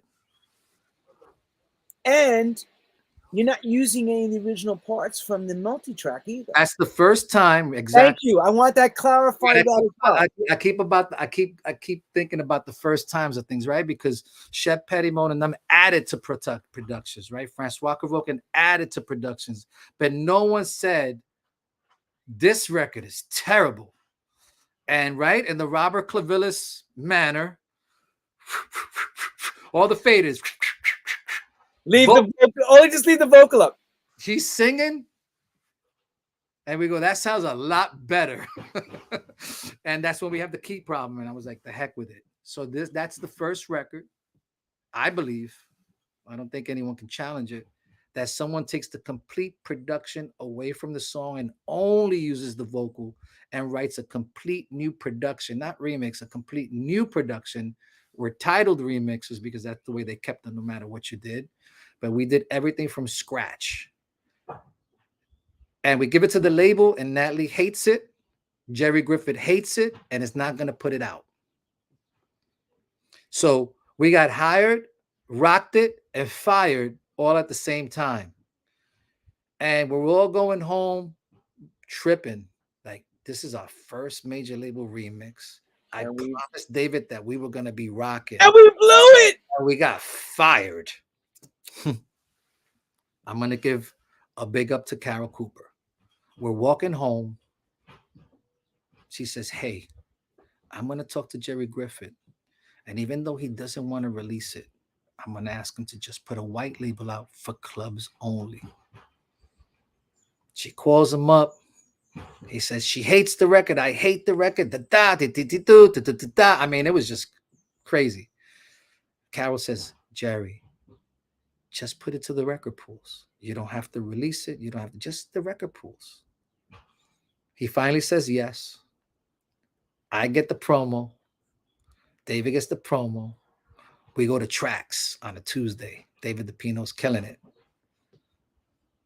We give him the dub. And the moment that he plays it, everybody starts running up and saying, where's that record? What's that record? What's that record? What's that record? What's that record? So we knew we did our job. So we didn't have to go back to Jerry Griffith because the record pools went back. And that's the beauty about back in the day, when record pools and DJs got serious and got behind a record. That's the power of the DJ. All the power you needed. And they were forced to put the record out as a club single. What happened? So they put the live version on radio and it's not working. The one that she did is not working. Pop is going, So we cut a 7-inch. We do an edit of the 7-inch of the club record. Radio starts playing it. It becomes a top 3 pop record in all the United States. So we got fired, and because of Carol doing the promo, rehired, leading to the DJs, leading to the 7-inch, number 3 pop, top 100, smashing the radio, and now Natalie Cole loves us. Ain't that something that you got to go through all that to prove a point? Yeah. And that was the beginning of our remix career. So from the independent label, we now start remixing records, but I've always wanted to produce and write. That was my thing, but we knew that the remixing could take us there if we met the right people. So we started remixing, and I meet Bruce Carbone, that becomes a great friend of mine. And he says, I got to introduce you to my boss, Larry Asgar. And anybody that's met Larry Asgar, that's Danny Aiello, the actor and real life person in the record industry. If you know the actor Danny Aiello. And Bruce talks us up. Larry looks at me. He says, you think you could do it? I was like, well, I've done it a few times already. Okay. All right. He gives us a remix. I forgot the name of the record. I don't know. I'm trying to remember the name of the record. But to make a long story short, not long after that, he moves to his own label. He goes to A&M and opens up Vendetta Records. And Bruce comes along, so the whole crew's together. And Larry gives me the gift that I've always wanted. He said, I'm moving to another label. I need a smash. Do whatever you want. Those are the words that someone always wants to hear. Do whatever you want. At that time, Bill Coleman is rocking Billboard magazine. Mad cool friends with us. Loves what we're doing. Champions us. He plays me this groove. He says, yo, Rob, check out this groove. It's bumping in London. He plays me an instrumental. And I'm like, damn, that's pretty dope. Come here. Do you hear that noise? Yeah? I don't know if I'm going to have to move somewhere else. Were they doing construction? Yeah, they're doing something outside here. That's all right. All right, I'll talk loud. So, oh, yeah. Tell them no trabajando. Oh, yeah. Don't worry about it. We're gonna keep it ghetto. Let's keep it real. So, where was I? So Larry gives you the endless checkbook and He dream. gives me the endless checkbook. It says, I need something. We need a smash. It's going to be my first release. Bill Coleman gives me a groove. He says, yo, this is popping in London. Check it out. And let me skip in there. I think a year before, we do a project called The Cover Girls, and we come out with a record called Because of You. I don't know about publishing and writers yet. Sal Abatilla calls me, says, we need a record. We write Because of You. Sal says, I'm only going to give you the record. I got to go back because that leads me to that. I need a record. I called David. I said, we need a record. It's an album. He says, I got one. He plays me the demo Because of You. Bet. I reproduced the track with him because it was a demo. He wrote the record in like an hour. Sal says, there's only one thing that comes with it. You got to make Little Louie co-producer. I'm like, but the record is done. He says, you got to do it. Why? Because Andy Panda, Tony Moran, Sal Abatillo, Little Louie. I go to Little Louie's first recording studio because Eddie says, I want him to go to the first recording studio, but I want to help him. So I want you to come along. I skipped that. So we go, it's Gail King, Little Louie. Joey Gardner's already helping Little Louie by having him in the studio. I take him there to the studio. Wow, there's a bunch of stories I'm missing here, but let me try to get it together. I don't know if Little Louie did Silent Morning yet. Maybe it was after Because of You, because this is all happening within the time. That's all right. Everybody, we don't care. We're working on Because of You, and Sal Abatilla says, we want to help Louie. The record is almost done. So you got to bring him in. So I now got to talk to David Cole and say, hey, we got to do this to get this done. And he's like, and David was always, when I came with David Morales, he was like, why? And now he's doing it again. Why? I'm going to say again, why? I used to always talk to David Cole, and I used to always tell him, listen, if we're helping somebody along the way, it's not going to take away from what we're doing. If that's what we got to do, that's what we got to do. The cool thing about it is that even though the record was done, we brought Little Louie to the studio and we made sure that he had his input. It's better that way than just putting his name on it. You got me? And we brought Little Louie in, made him feel comfortable. I had already taken him to his first studio with Eddie. Jelly Bean was they were trying to get Jelly Bean to help him. And it was just the right thing to do. Really, it was just, let's help, like I said, I'm always going to say it. I remember deeply how hard it was for me to make it. So if I can make it easier for someone, as long as they had talent, cool. So Because of You comes out, becomes a big pop record. It becomes The Cover Girls, even bigger than Show Me, believe it or not. I don't know why, but it was the follow-up to Show Me, and it was huge. So someone in the studio says later on, man, those publishing checks must be big. Never heard the word publishing, ever. So I'm like, what are you talking about, publishing? He was like, he looks at me and goes, oh, ask David. So I go to David Cole, and David Cole at that time, he's kind of like, let's not do 2 remixes a week. Let's just do 1. And I'm kind of like, what are you talking about, man? I need to make money. That goes in my head. And I go, by the way, someone asked me, you must be doing good with publishing checks. What is that? And anybody that knows David Cole, he has a famous chuckle, that little, Yeah, I remember that. And he did that. He did that, but never explained it to me. Someone else explained it to me.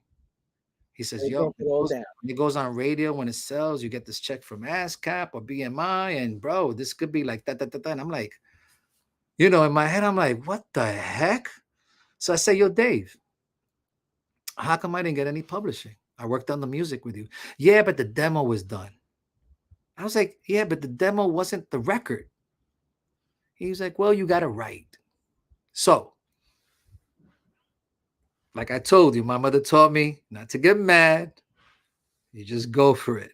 But no, in your mind, you're saying, what do you mean I got to write? Because you're already writing. You're already thinking in your mind, You're writing. Right, but then he was teaching me that if a demo's done with music and lyrics, it's already the record, even if you change the track. But I expected more from him because we're working together. He's like, bro, you know the real deal here. You know what I mean? But he was kind of like, it is what it is, Rob. I was like, oh, okay. So we're working. Fast forward to Larry saying, do what you want. So I come back and I talk to David and I tell Larry, I want to create a girls group. I want a white girl, an Asian girl, a black girl, and a Puerto Rican girl. That's my vision. And everybody said, that's a great idea. So I remembered the cover girls, and now we have an album project with Larry. And I said, I am going to write. And I remember going to my house.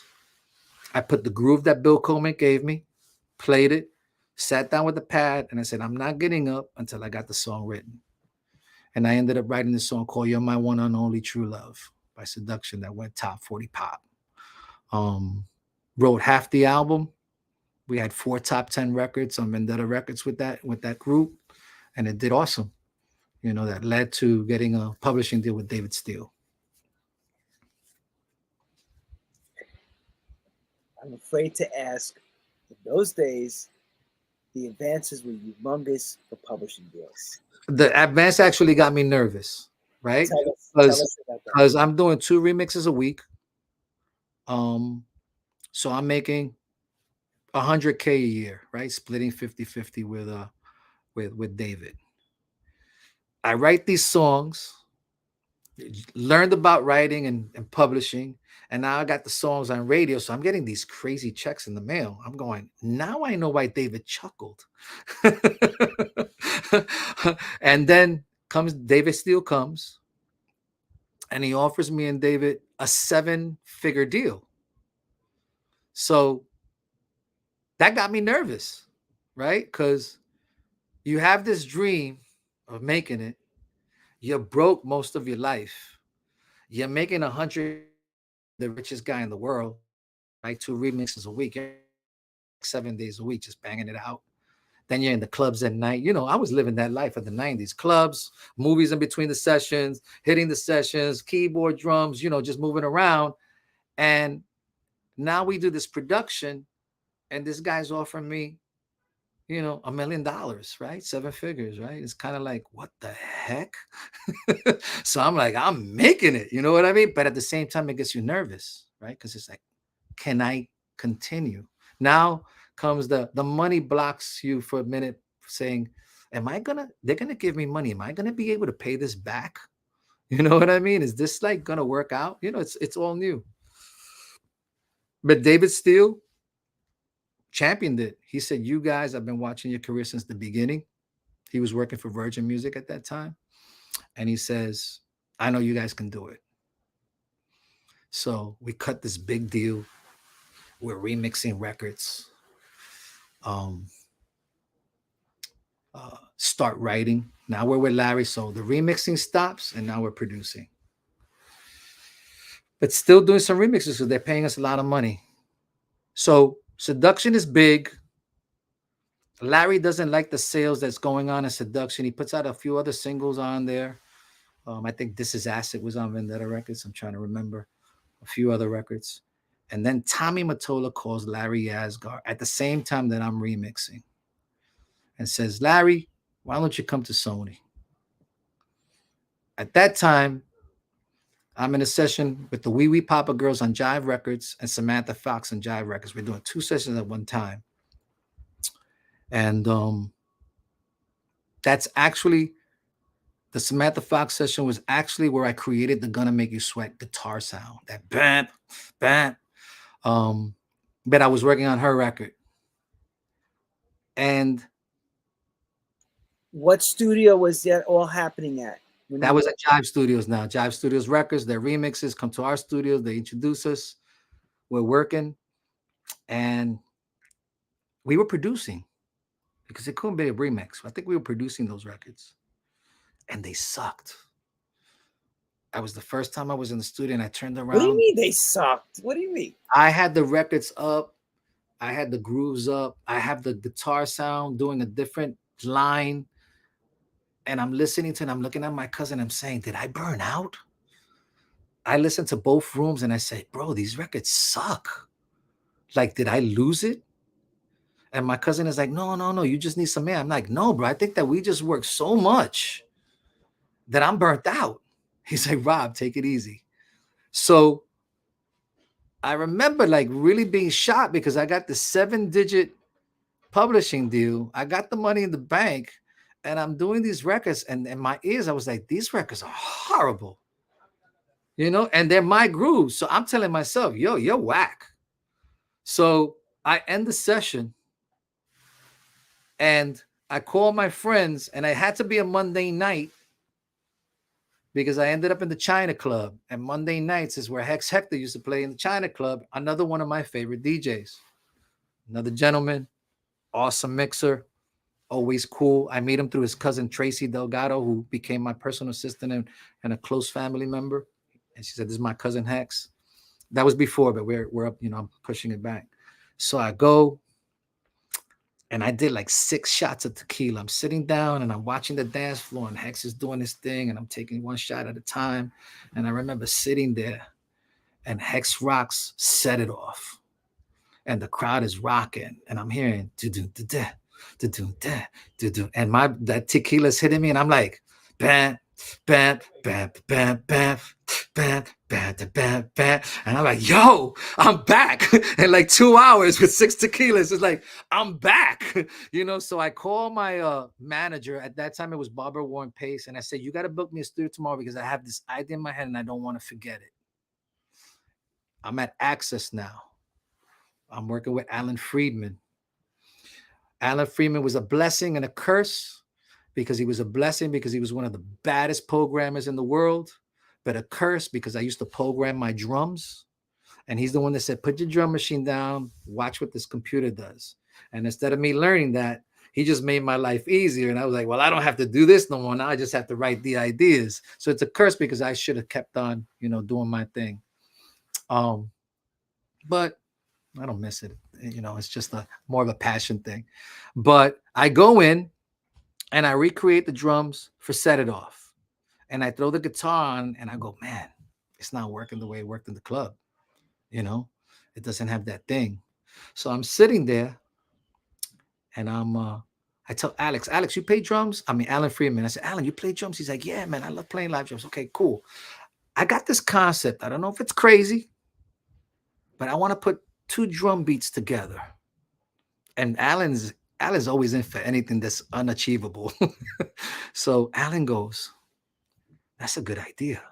I was like, you sure, Alan? He's like, yeah. I was like, but this is what I want to do. I want the drums to sound gritty.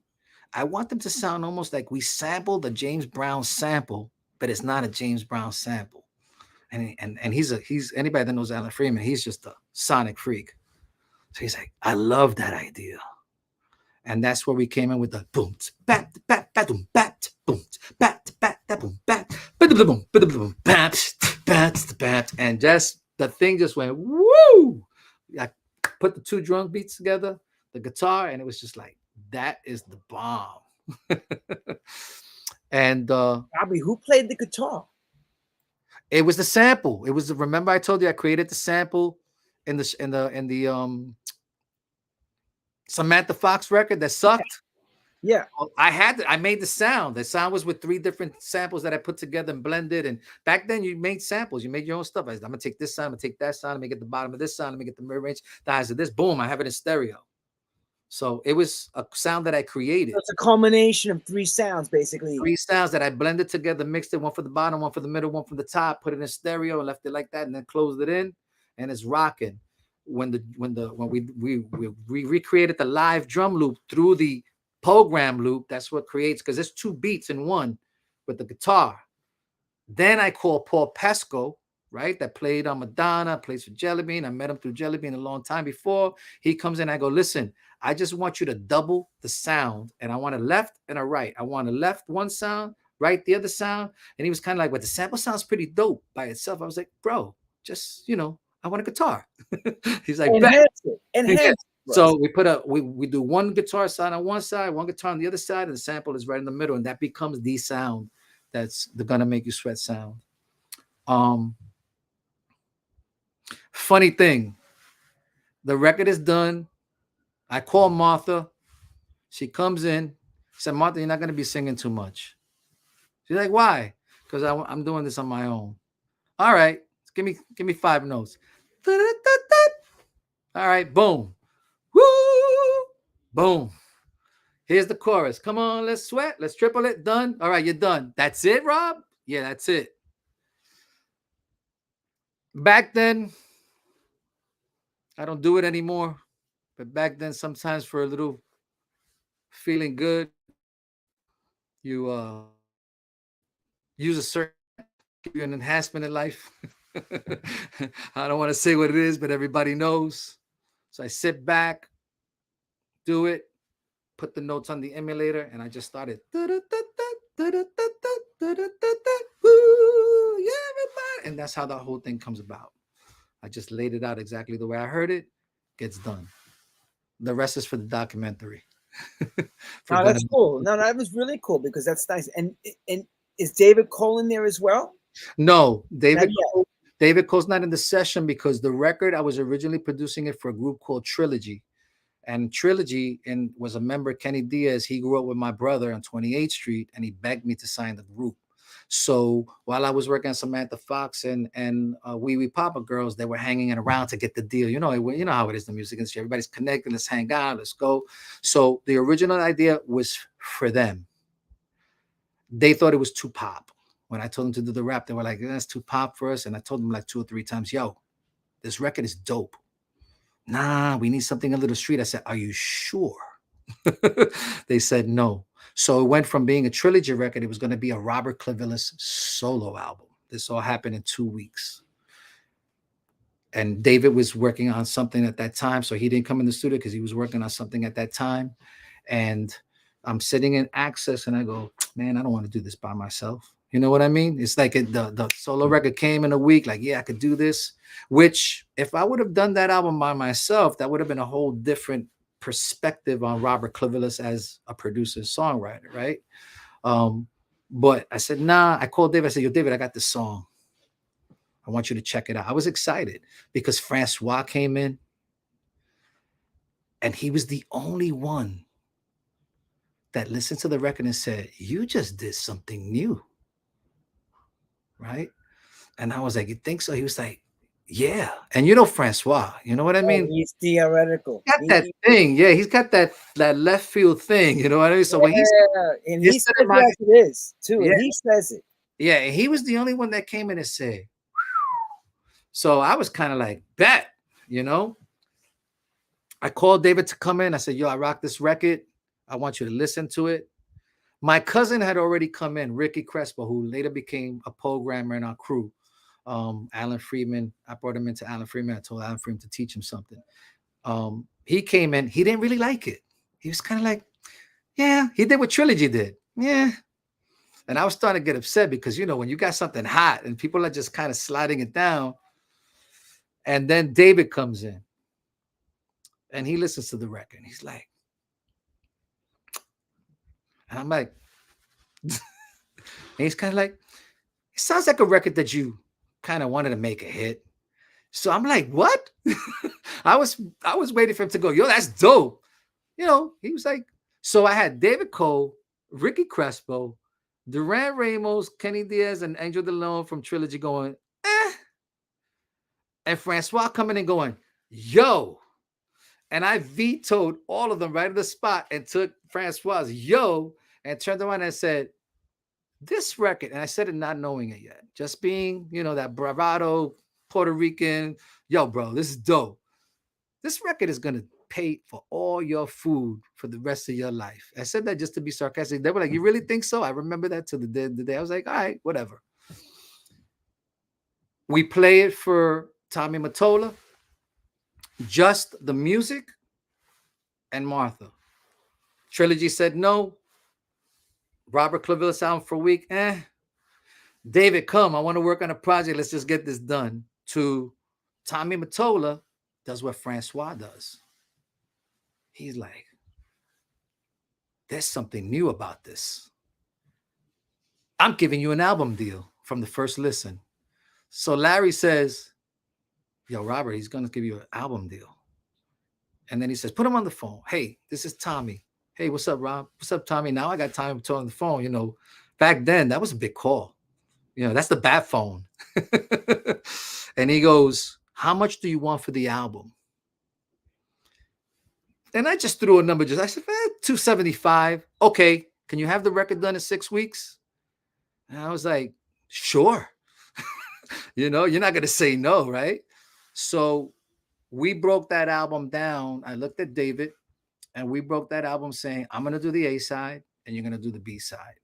You know, I told him it was going to be a Robert Clivilles album. It was going to be a trilogy album. So I want to be able to do what I feel on one side. And you should be able to do what you feel on one side. But we'll work with each other. You know what I mean? It's kind of like, I start this, you start that. We walk into the room and we just do whatever. So I had David do one keyboard, I'm going to make you sweat. And that's the sax. That was it, because everything else was done on Sweat.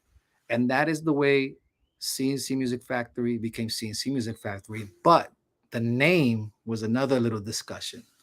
Because while we're doing the album and we're getting it done during those 6 weeks, you know, now it's not Robert's project anymore. Now it's Robert and David's project because we're deep in it and we're working together.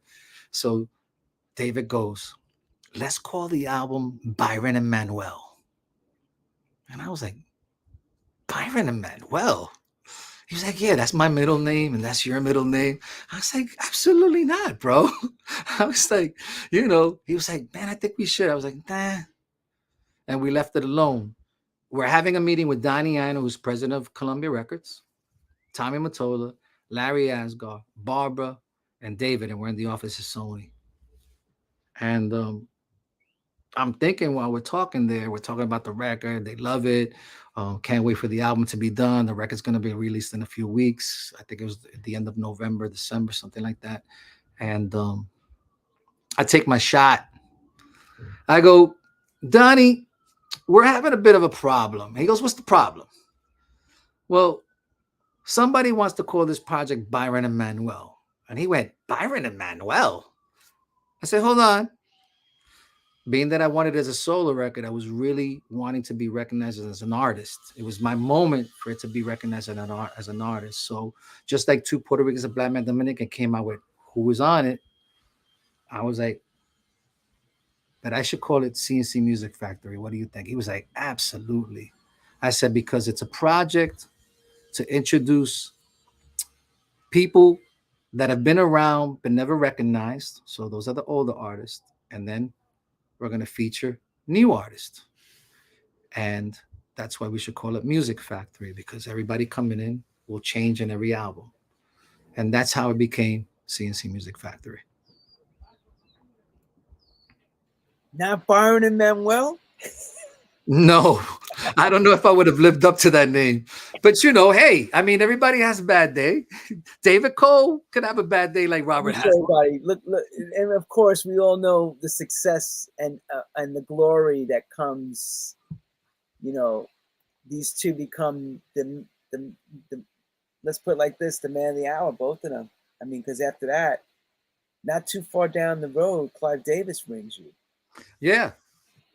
Yeah, I mean, you talk about Don Ienner. These are the top guys of the major labels. Tommy Mottola was the man. He was the guy. Tommy Mottola was married eventually to Mariah Carey, and then of course becomes head of Sony.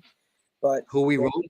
Don't forget the Bodyguard album. But right after the CNC Music Factory album, we write songs for Mariah Carey on the Emotions album. The lead song called Emotions album is a song we write. Make It Happen is another song we write. We also wrote on the next album.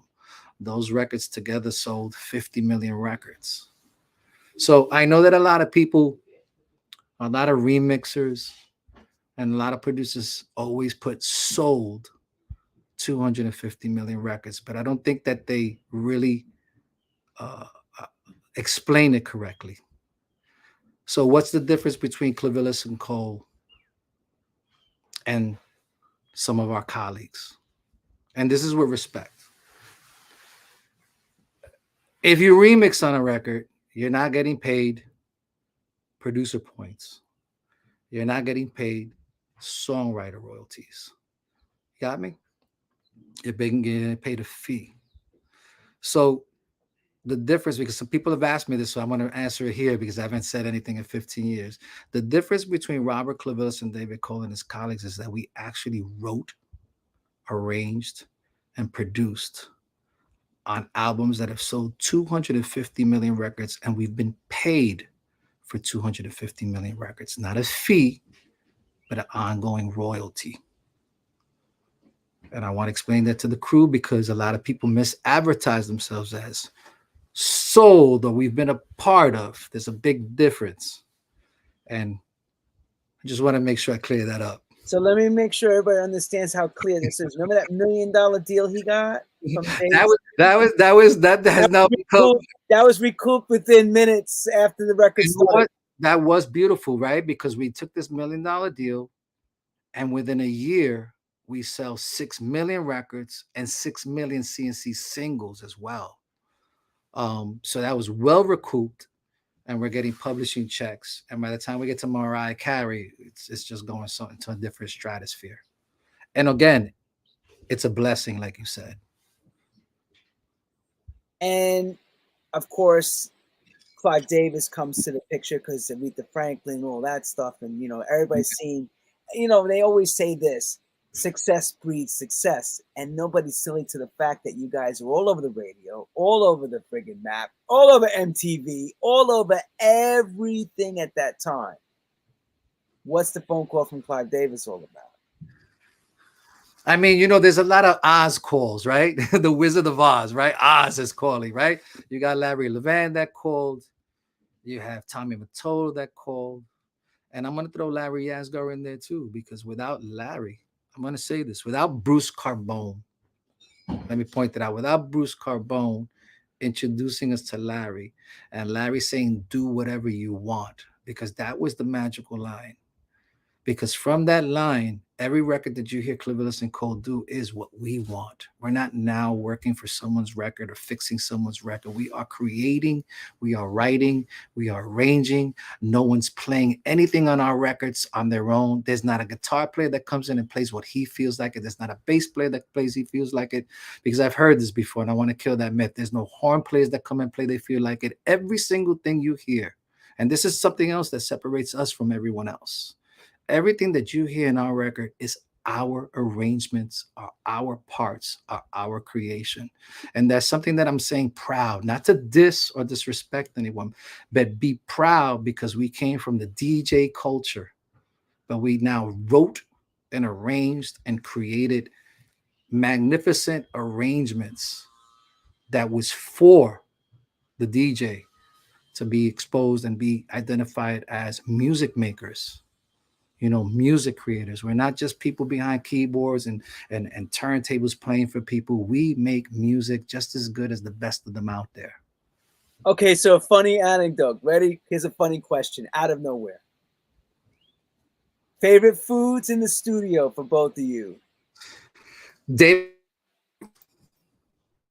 the sour cream and the... We lost you. Say it again. David Cole's was BBQ. And Pop, always with the baked potato, sour cream, bacon, you name it. And then Popeyes introduced me to Popeye. We were in the studio eating fast food. You there? We're kind of losing you from the Wi-Fi. Hang on. We heard Popeyes you got introduced to. BBQ. David Cole. Yeah, BBQ was David's favorite.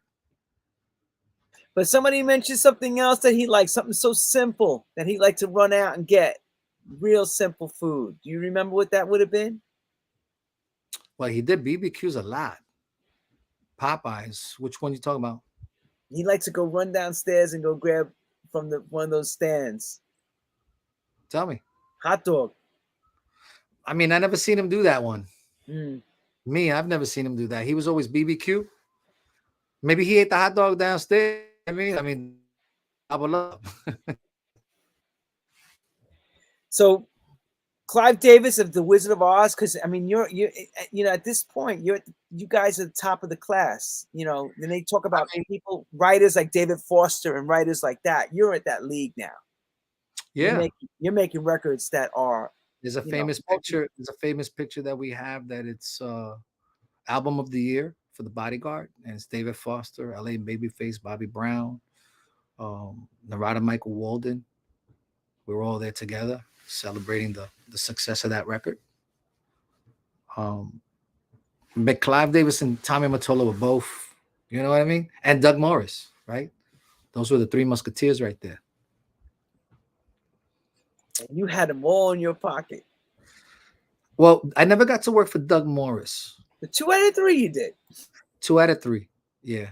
I think that we didn't work with Doug Morris because that's who Larry worked with at Atlantic Records. And when he left to Vendetta and went to Sony, we just missed that boat of working with him.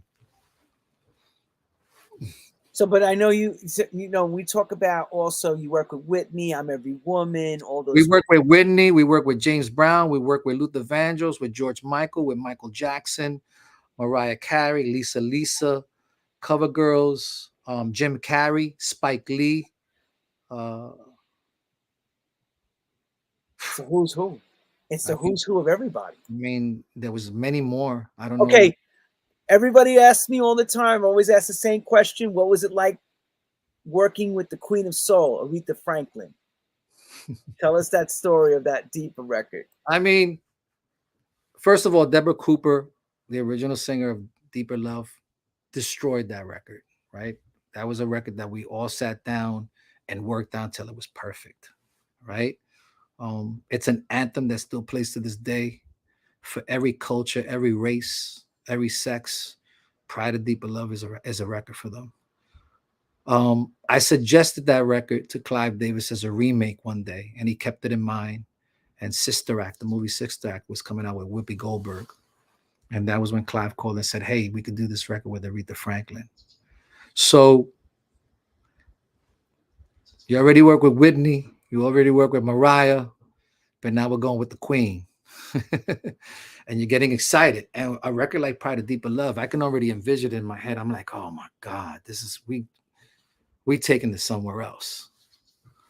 So the vocal session goes on. She does a take. And, you know, yeah, that's good, you know. And she's walking over to the coat rack. And I'm like, man, let's do take number 2. And she was like, you know, we're done with that. And I was like, you know, David is like, no, we can make it better. You know, let's just take another take. And she's putting on her fur coat. And she tells David, honey, it's good the way it is. So the vocal you hear is one take. I'm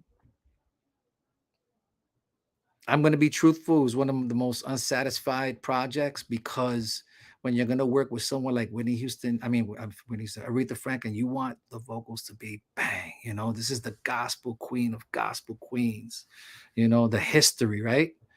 So I was a little dissatisfied because I thought that she could have done so much better, you know, and I know that seems a little odd from people saying Aretha Franklin could do so much better, but you got to look at it from the producer's perspective, the songwriter's perspective, the delivery that Deborah Cooper gave that, the soul that you feel. And now you're working with the Queen of Soul. You want that feeling to go to the next level. And great record. We got nominated for R&B Grammy, you know, that year with it. But I got OCD, Lenny. You know, everybody else liked it. And I like it. It's just Pride of Deeper Love is one of our babies. It's hard. It's tough. It's a beautiful lyric. And when someone tells you Whitney Houston, right? I mean, that's why I keep saying Whitney Houston. When someone tells you Aretha Franklin is going to come sing your song, and you know she's one of the gospel queens of all time, Pride of Deeper Love is like, come on, let's kill this. And we just caught on one of those days where it's like, honey, you're getting one take and that's it. You know, I'm going to ask you, what was it like for you to deal with all this wonderful stuff going on and all this great stuff, and your partner now gets to a position where his health is failing? Yeah, I wanted to make sure that I talk about David. And That's important. People want to know what that was like. I want to make sure that I do that. I met David, and we were two regular kids with a dream that became family, and true family. I got to know everything about David. David got to know everything about me. And no matter who tried to pull us apart within that success, it never worked. Um, and people have tried, you know. But David is one of the most talented keyboard players I've ever experienced playing keyboards. Just to explain to you how good David was, David could play two different lines on two different keyboards from top to bottom, eat and talk to you at the same time. Now, I never seen anybody do that but David Cole. You know, David Cole also created his sounds. The famous organ, that's his sound. When David played, he had a signature playing. You knew when that was David, whether he's on a Bruce Forrest record, whether he's on a Shep Pettibone record, whether he's on any record, when it's solo time, you hear David's talent. David was also the guy with the $1 million smile. And he was also the guy that was always happy, right? Always happy. You see that smile? That was David 24/7. I was the serious guy in the studio getting the work done. And David was kind of like, let's live life. So it was a sad day. I remember the first day that he fainted because I didn't know, that he had the disease. He fainted in the Do You Want to Get Funky video shoot in California from a bee sting. And that's kind of when everyone told me, because he ended up in the hospital and, they ended up finding, but they hadn't told me till then. So there was a lot of emotions running through me, because it's kind of like you should have told me. But you know what? You get into the thought process of if that happened to me, how I would react. It would be a different reaction, but you got to respect everyone's thing. And that's the way he chose it. It's one of the reasons why I stopped making records. I think a lot of people don't really know why I stopped making records after David passed away, because I did. But it didn't have anything to do with making music. Just for everyone to know, I own almost 80% of the Clivilles and Cole song catalog because I wrote songs, and that's how many songs I wrote. So that's not why I left the music industry. And I left on Robbie Rob's Boriqua Anthem, a big, huge, iconic hit that plays till today. That is not why I left. I left because after David Cole passed away, there was things to pay, right? There was a $2.5 million recording studio that we created. And with the disease that he had, he wasn't insured. And I didn't know that he wasn't insured because we were supposed to take an insurance out on each other. I just want to make sure that's clear, because a lot of people think that David passed away, Robert can't make no music no more. Now, spinning back to my experience with him, I learned a lot from David while he was sick. It's actually another reason why I left the music industry, because David was the loved one from the duo. I was the serious guy. I was the one that sat down in the contract, said yes or no. I was the guy that went in there from the drum machine, from the drum pattern to the mastering of the record, to the editing of the record, to the overdubs. That's not taking anything away from David, because David was there with me through thick and thin, through the whole thing. He did background harmonies. He taught me how to write records, right? He pushed me when he did that Cover Girls. He pushed me to become a songwriter. So there's many things that we helped each other and helped each other through thick and thin, a marriage, right? Thick and thin. That's real friendship, that you can go through both and yet remain close. So when David ended up in the hospital, that's where I learned the lesson. I was working on the second C+C Music Factory album because he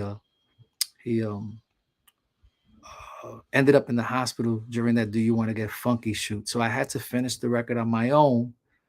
But before 7, I had to show up to the hospital because I would visit him every day. And I would sit down with him in the hospital. And that's when you see reality. I would sit there. And a lot of people don't know this, but David was blind for the last 2 weeks of his life. He had an operation in his brain to try to take some liquid out, and it ended up blinding him. And I'm sitting in the hospital with him, and he's going back on everything that was going on, and he still thought he was going to get better. But we all know that when you have that illness, at that time there was no cure for it. And I'm sitting there, and I remember looking at him going, here's one of the most loved guys in the music industry, in the club world. Everybody loves this guy. Yet, I don't see anyone here in this room. I see a balloon. I see a phone call. But no one's here. So what lesson did he teach me? The lesson that my mother taught me when I was younger. Life is short. And you can't work it all away. You have to enjoy life. And sitting there watching him blind just was an eye-opener. The conversations that we had were great, right? They were great because a lot of things were answered, I never brought up what was going to happen after he passed away. Like I mentioned, the financial and all that, because that's not important at the end of the day. What's important is what we did together. And I knew that I could survive it. I'll handle it, So it was important for me not to really talk too much about it, because what he left me with, I had to deal with, and it wasn't important. You got to concentrate on the good things he did. And when he passed away, I got dropped. CNC Music Factory got dropped from Sony Records the day I was burying David Cole. The same day. So just people know that. So that was a big one, because I'm sitting there going, man, the way people look at this situation, I created Gonna Make You Sweat. Here we go. Let's rock and roll. Things that make you home. And they're dropping me because my partner passed away, and they got it. Whatever the communication through the music industry is, it's kind of wrong. You know what I mean? But that's okay.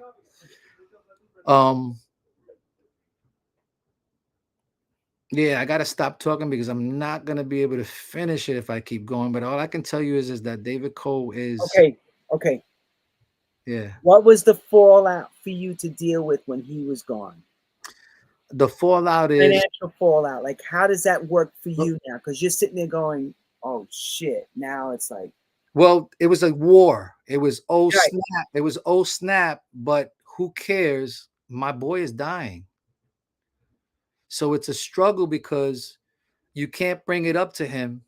But I'm wondering why my management and my attorney that knew all this time didn't hit me before we created this $3 million studio. That's kind of where the financial thing is we created this $3 million studio. And the whole object and the idea was, let's take out an insurance on each other because this is a lot of money. And if something happens, we leave each other with a gift to continue. Well, during that time while we were doing the construction, we took our insurance test, right? You have to take a test, and his came back. I remember my manager telling me, hey, they found a little fungus in David's blood. They're going to retest them. And, you're working on 7 records at the same time, and you're going all over the place. Hey, just take it over and let me know, Barb. So the point is that there came a time where they knew that he couldn't be insured, but no one told me. We're still working away. And then, if I'm in David's shoes, hey, I'm going to get better. You know what I mean? But the other guys should have said something. They didn't have to say anything. They just said, don't build a studio. Something, stop. But no one said stop. So we're building the studio, and then David gets sick. In hindsight, why do you think they all kept quiet? Because you've had a lot of time to knowing you, I know you. You're a forward thinker, and you're a real deep thinker. You had a lot of time to think about everything. Yeah. I don't think it was anything meant to be in the wrong way. You got to put yourself in my shoes, right? How about if a doctor told me what I had? You know what I mean? You're in shock. But I'm not talking about David. Right. I'm talking about, why did everybody keep quiet? Was it financial reasons? No, maybe David got the news and he said, I'll tell Rob in my own time. You know what I mean? It's, you know how it is. There's people that have gotten sick and they just don't want to tell anybody. It doesn't make them doesn't make it bad, you know. I mean, I've never been at that point, right, where a doctor says you got a clock on your life. So, and it doesn't matter, Lenny. At the end of the day, it doesn't really matter. What matters is that David was a beautiful human being, one of the most talented in the music industry and club world, a fixture, an icon, a family member, and that's really all that's important. Now, what I want to make sure is clear is that after he passed away and I got dropped from the music industry, I could have done what Puff Daddy did. You know, I could have went and created an album and continued and showed everybody the world, but that's not where I was emotionally. Emotionally, my brother died. Emotionally, the banks froze my money for a few weeks. And emotionally, I had to sit down with the bank and explain to them how I'm going to pay back $2.7 million that I now have inherited from my partner passing away. And my concentration is, Rob, you know how to make music, but you're not going to make music while you have this big thing in front of you, because something is going to fall and it's not going to be the music. So with the way my mother brought me up, sitting in the hospital with David, watching him about to pass away at 32 years old, you know, he just built this beautiful home that he would never live in. He just built a studio that he would never work in.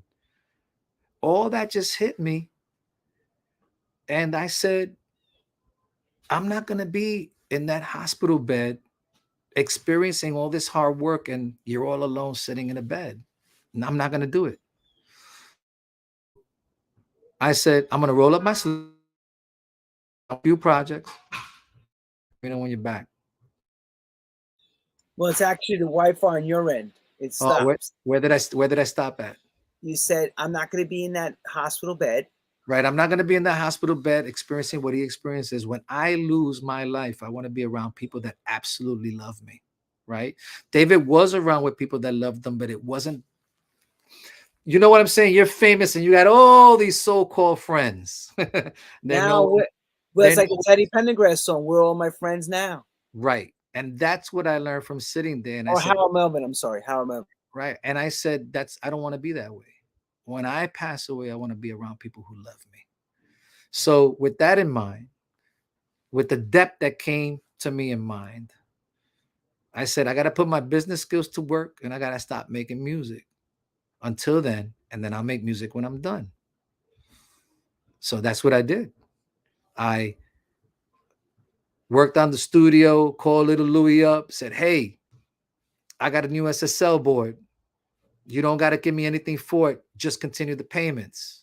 Really? That became the Masters at Work SSL board. You know, I brought Herb Powers in, opened up House of Sound, and it took me 7 years to pay back everything, but I never claimed bankruptcy. I paid all my debts. And then I did this group called Rock Your Body, Mic Check 1 2, which started blowing up. And then I got caught up into the politics of Monty Littman and Universal Records and Tommy Mottola leaving Sony and coming, and he's got a hit. But one of the best productions happened in between all that. I met my wife 8 months after David passed away. I had my first son. Then I had my daughter. Then I had another son. And then I had another son. And that completely changed the perspective of my whole life. And that's probably why I said, I'm going to live. You know, I look back and I said, I've done things that many people haven't been able to achieve. How many Grammys have you won? Nominated for 3 and won 1. How many American Music Awards? 5. 5. 5 MTV, 5 American Music Awards, and 5 Billboard Awards. About 50 ASCAP Awards. Don't hang one up in my wall. Everybody knows that I don't have any of my things up on the walls. In fact, I don't even own them anymore. What'd you do, hawk them? No. I'm joking. It's a joke. It was a joke. I put them in my basement, and little by little, I put them in a dumpster. The only one that has one of my awards is my son that didn't know I made music until he hit about 9 years old, and he goes into the basement. Well, why? Hold on. He goes into the basement. He goes into a box, and he pulls out the Whitney Houston Grammy. He says, hey, Dad, why is your name on this? and I told him, oh, I used to make music. He was like, that's why my teacher asked me, what does your dad do? Because his name is Clivilles. So his teachers are my age. So they were like, is your dad like Robert Clivilles? Can he be the same guy who was part of Right. And my kid is so young that he doesn't know what they mean. It's like, hey, my teacher said hello. And I would be like, what did you tell your boys and daughter what you were doing is for an occupation, entrepreneur? What did you say? later on, no, I was just dad. You know, I started having No, of course, but I mean, we get to the point, Dad, what do you do? well, my kids You're always around. You're well, always around. well, guess what? My kids kind of didn't know what I did because that's exactly what they said. Dad, you don't do anything. You're just always around. Like, what the hell you the other fathers go to work at the bank? You know, And I was kind of like, well, isn't that cool that I'm here? He said, no, we love it, but we just don't know how you pay for bills. Like, we live in this house, we have these friends, and they ask me, how's your dad? And we don't like, why are they asking how's your dad? I was like, oh, that's because they're my age and they probably know a few things. But my son was the one that came up with the Grammy at 9 years old, said, yo, your name is on this. This is Whitney Houston. What is that? I was like, oh, that was a record I worked on. He says, can I put it on my desk? And he put it on his desk. And as they grew up, then they started looking at Google and they were like, yo, Dad, you did pretty good. I was like, yeah. He says, why don't you talk about it? I was like, well, I'm a full-time dad. I'm a full-time husband. And that is one of the best things that's ever happened to me in my life. And that's what's important. I don't need to have things on the walls when people walk to see what I did. That's not why I did it. I didn't do it for that. I remember the first time that I was distasteful for an award that I won. Now, with saying that, I'm blessed to have won everything that I won. But when we were in C+C Music Factory, we were up for Best New Artist of the Year. And we dominated that time. And we lost to Mark Cohen. You know, that was a lesson to me. Like, who is Mark Cohen? Like, in 1990. And that became so distasteful to me that it was kind of like, okay, so you can manipulate, you know, who wins. And it's not based on sales. You still there? Oh, not based on sales. I'm taking this all in. Not based on production, not based on being played all over the world. You're number one across, and Mark Cohen wins Best New Artist. From that day forward, everybody stand up. Who the hell remembers Mark Cohen? Because nobody. And I remember the moment that he won. I clapped the hands because I was like, okay, the TV's showing us and all that. And the minute that they went to the next award, I got up and I said, "That's it. I'm not interested in the awards. That's not it." And so. And I'm not the type of guy that wants to walk in a room full of awards. That doesn't do anything for me. That's not what I got into this for. I got into it for the love, for the passion, you know, the way it makes me feel. I got in, you know, these songs are my babies. They're like kids, you know. And the minute that I saw my kids being abused or that one of them could be abused, I was kind of like, you know. And I did. I came out with Staggerly, Roll with MVP. That was added to MTV, on Z100, on KTU. I created the group Most Valuable Players, which got signed to Tommy Casablanca's first signing. And and this is the thing I want everybody to know.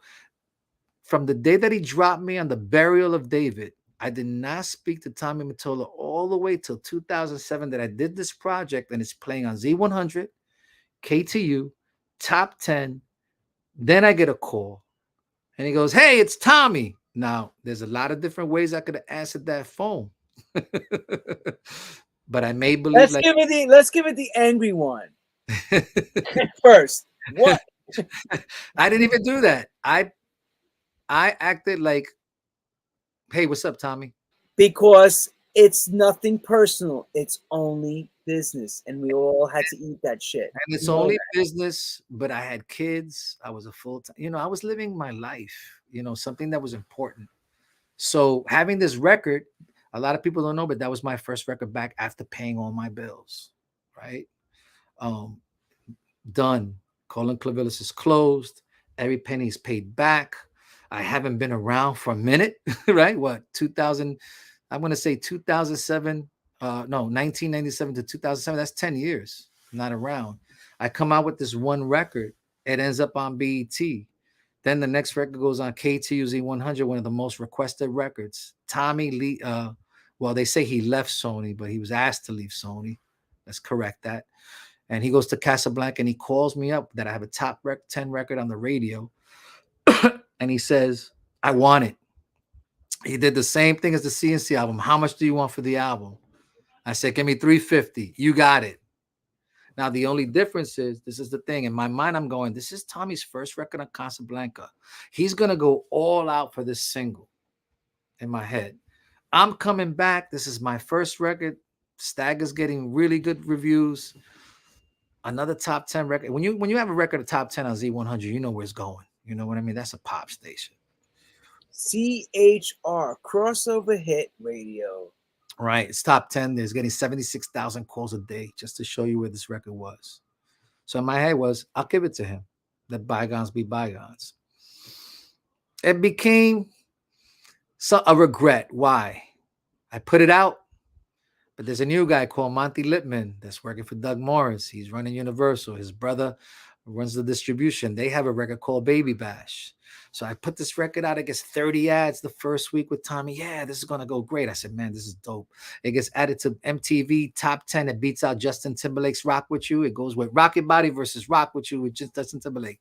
MVP beats him out on the video picks. So this record was serious. All of a sudden, next week, 20 ads. All of a sudden, the following week, 15 ads. It's going down. I'm like, whoa, wait a minute. My girl, Michelle Visage from Seduction, is now working at radio. She calls me up and says, Robert, there's a Monty Lippman calling on radio saying Baby Bash is the priority, not Rock Your Body. Be careful. So I call Tommy. Yo, who's this Monty Lippman? You know what I mean? He's like, well, you know, he works for Doug Morris. He's running Universal. Casablanca's Universal. I said, Tommy, you're Tommy Mottola. I said, you haven't spoken to me since 1997. 10 years. I gave you this record in 5 seconds. You need to be Tommy Mottola and finish breaking this record. No, don't worry about it. Do. Next one, 7 ads. I pick up the phone. I call Monty Lippman myself. He goes, Robert, you can come see me Friday. I'm on my way to go see him. I call Tom Pullman. If nobody knows who Tom Pullman is, he now runs Clear Channel, but he was the music director at Z100. I called Tom Pullman. I'm on my way to a meeting at Universal. I just want to ask you before I have the meeting and say anything. Is Rocky Body a hit? He says, well, Gonna Make You Sweat had 90,000 calls a day or a week. Rocky Body's getting 75,000. What do you think? I was like, that sounds like a smash. He says, yes. He says, all they have to do is say it's a priority and we're good. So I said, okay. So I go to this meeting with Monty Lippman. And the first thing he says is, how could I not, as a president, want to have a hit with the famous Robert Clivilles from Clivilles and Cole? All the other presidents have had hits. Why wouldn't I?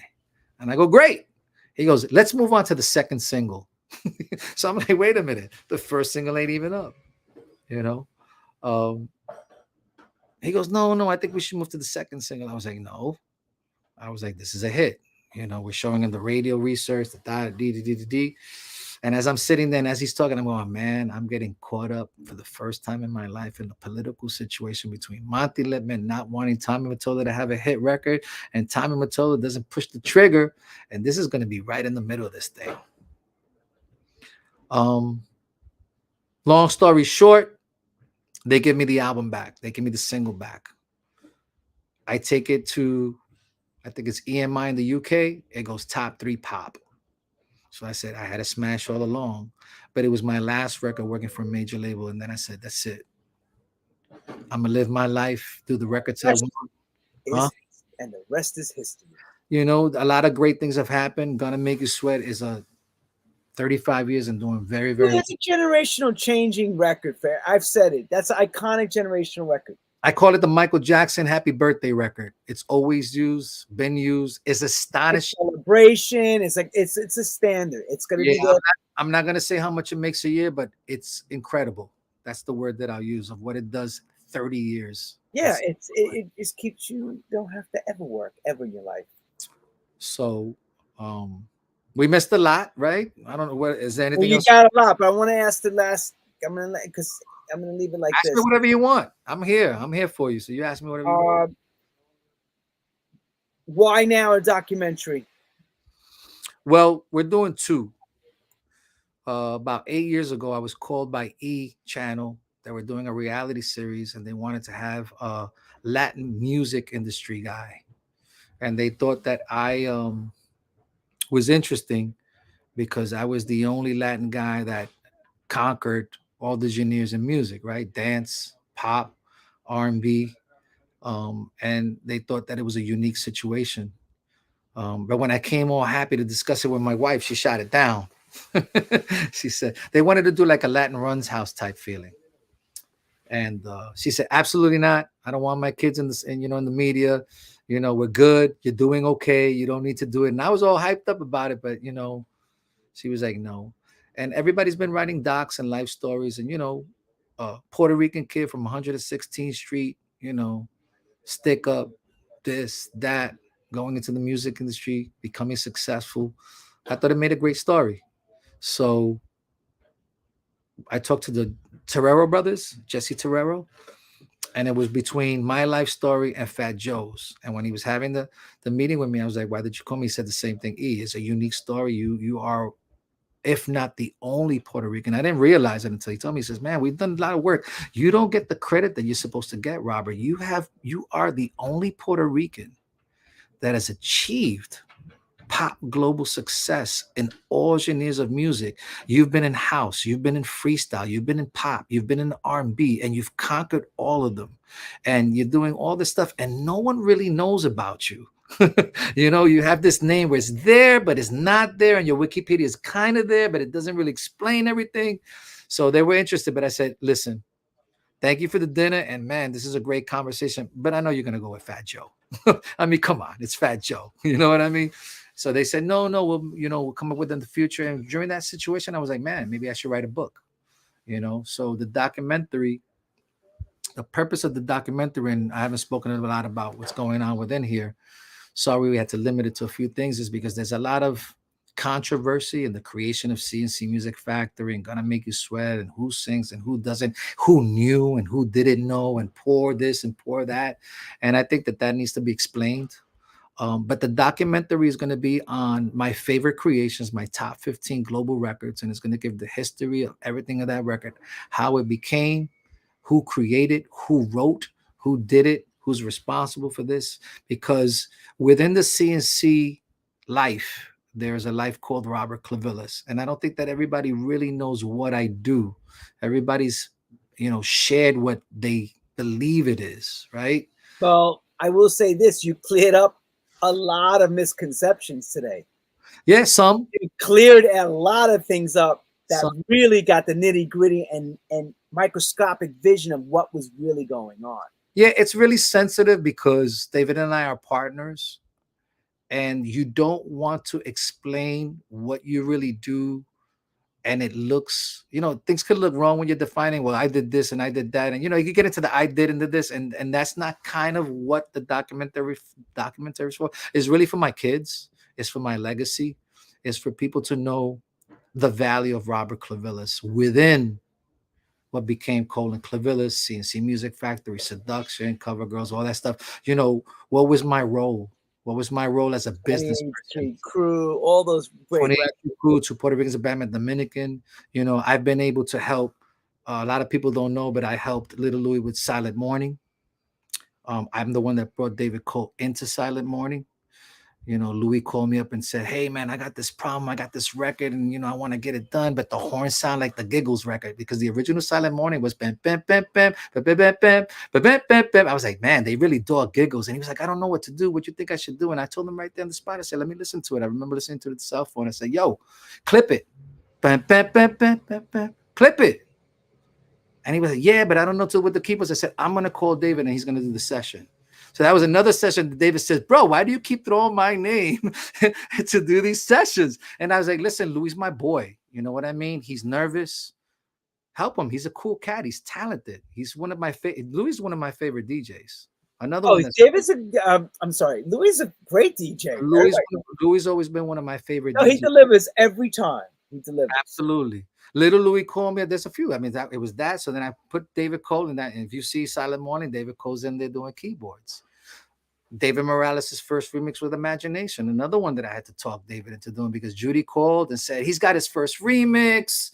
I was like, but we gave him 2 Puerto Ricans of Batman Dominican. What, what's going on? Yeah, but he's doing his first remix. He's nervous. Rob, you got to talk to him. We need David Cole. And David again said, bro. I was like, listen, let's just help. It's not a big deal. He's like, yeah. But you know what? Even though David did that, he helped. He did a great job on that remix. He did a great job on Silent Morning. We all helped each other. It's nothing else, that I would be satisfied. Hex Hector, another one, that I helped. He always says in his interviews. So thank you, Hex. Little Louis called me up before Silent Morning to learn how to program. So I took my 707 roll into his house and I gave him a visit. I'm just saying these things because a lot of people don't know that, Rob likes to help people. Connections, also the family friendships. This is not just, it's not always about money. There's also a thing called, I want to be part of something. I want to help out. And it was never about money. Never did I ask for in anything. those days, no, it wasn't about money. It was about passion. It's about helping. Hey, you got a problem, Louis? Bet. You got this? Cool. You know what I mean? But it was a lot of great times. There was a lot of people that came out of, and I'm going to say this, there's a lot of people that came out of the Clivilles and Cole camp, you know what I mean, that became great guys, and and that's a cool thing. I'm not saying it for anything other than that. I think that's the coolest thing to remember, the day Louis called me, or the day I told David, let's get down, and you know what I mean, or talk David Cole into doing this for them or moving around, because at the end of the day, those were all gems. All the records I'm mentioning are gems.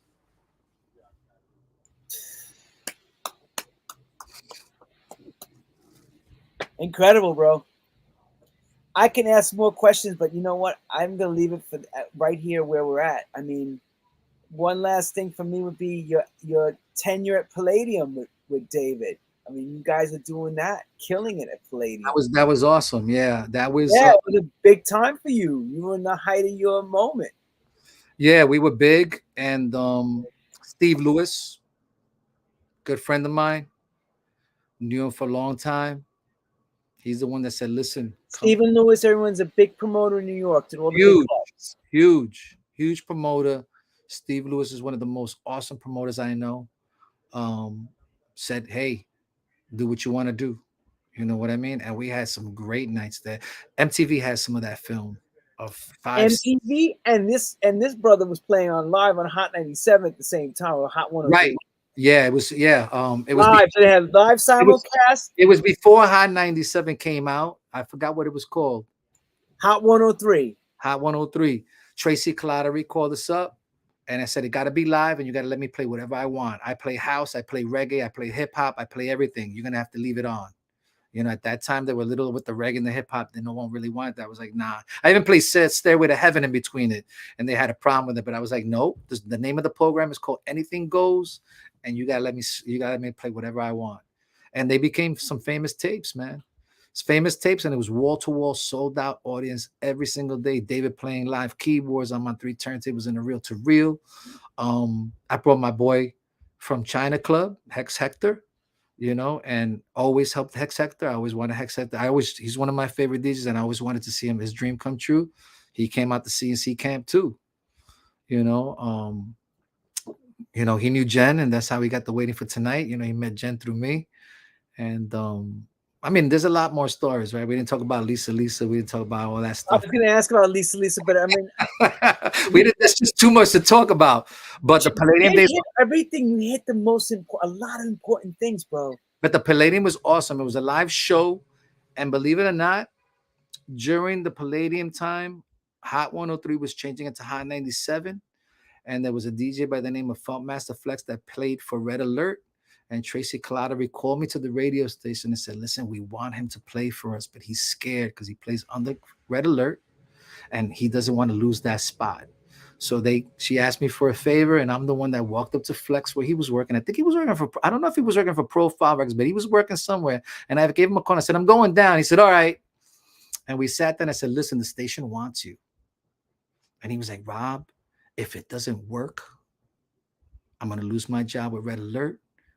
And I'm not going to have anything. I said, Flex, you come to High 97 and it's going to be yours. And he'll never forget that. He said, "You sure?" And I said, "I'm positive."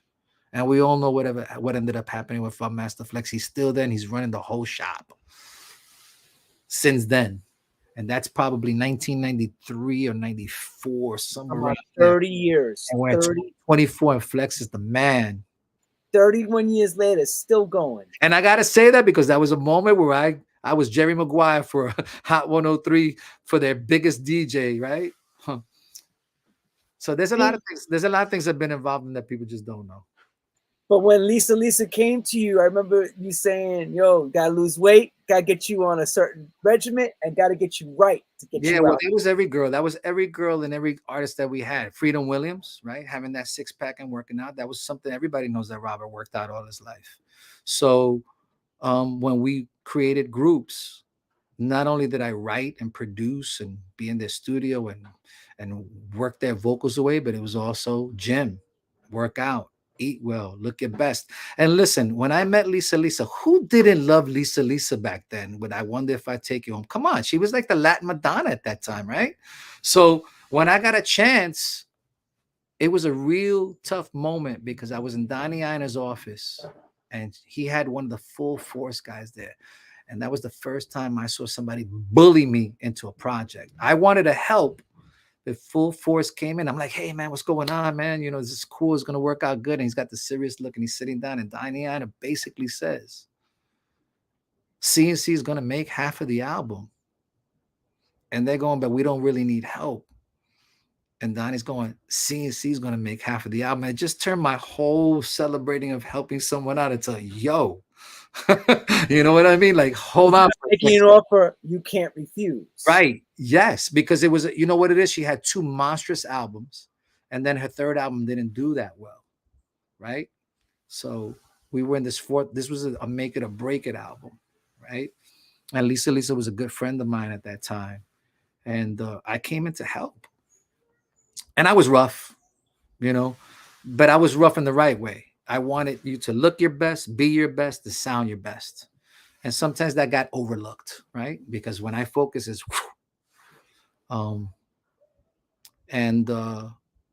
we did Let the Beat Hit 'Em, which is a great record, you know, iconic record.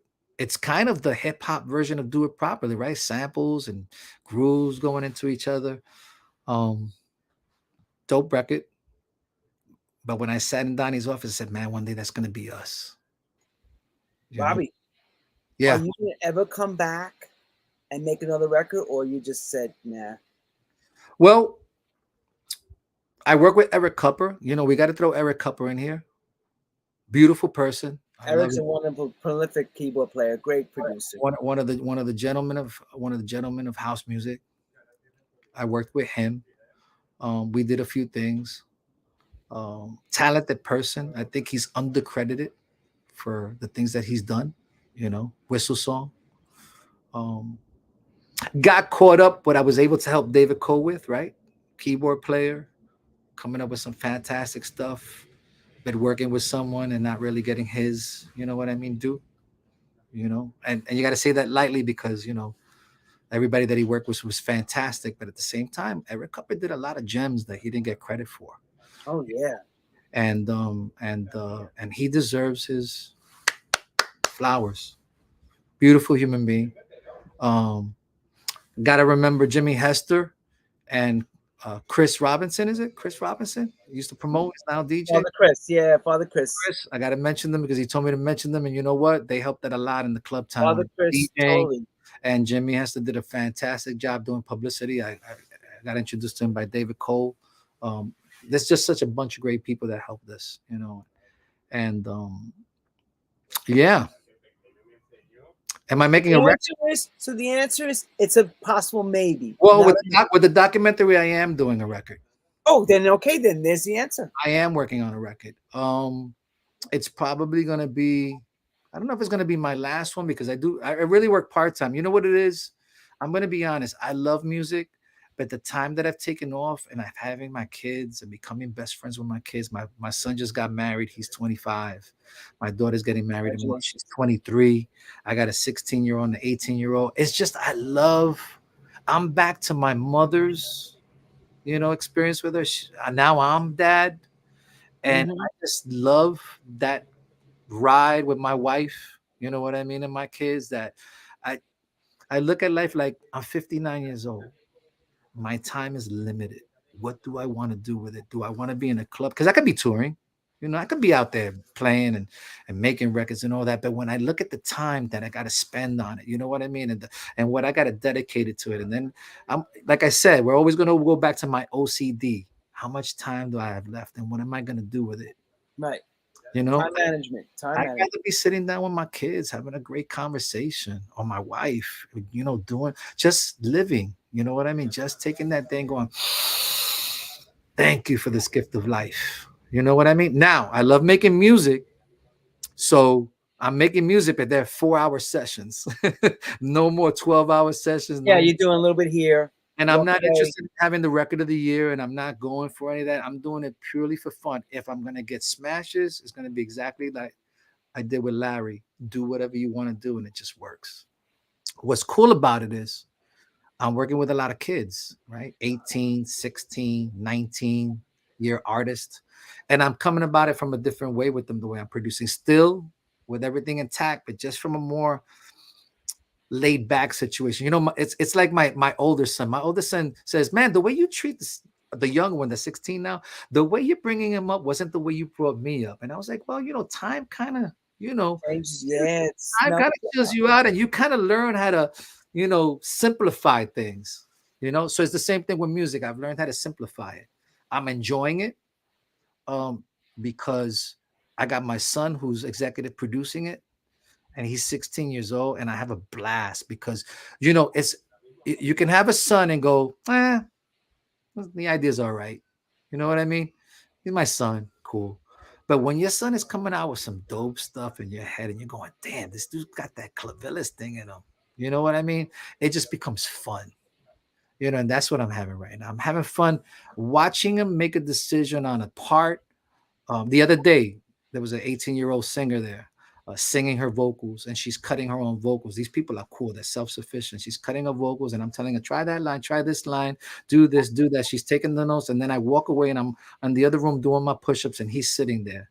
And while I'm doing my push-ups and she's doing the vocal, she does the line, and then he goes, you know what? Why don't you try it this way? And I'm hearing him sing, and I'm like, yo, that's pretty dope.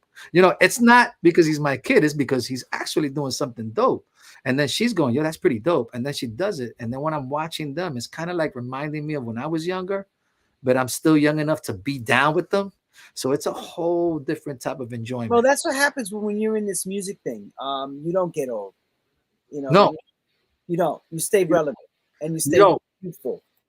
But what's beautiful about that is that I'm actually sitting in a room with a child that was created by me and my wife, and you're watching him. You know what I mean? It's a trip. It's a trip. When you look at your kids, it's always a trip because it's like, man, like that's like a slight reflection of me.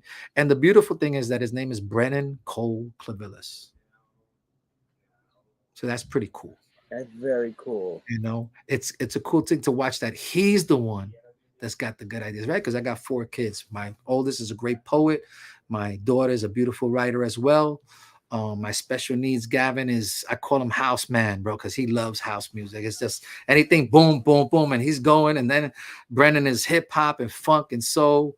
But it's cool to see that the one that's Cole Clivilles is the one that's kind of like making me go, yo, that's dope what you're coming up with. And I always talk to them about their uncle David Cole. A lot of people would, it would be, don't forget, it's almost 30 years, right? That he's gone. But I always tell them, man, if David was around, you would have so much fun with him. Because I know that if David was alive, he would be a dope uncle.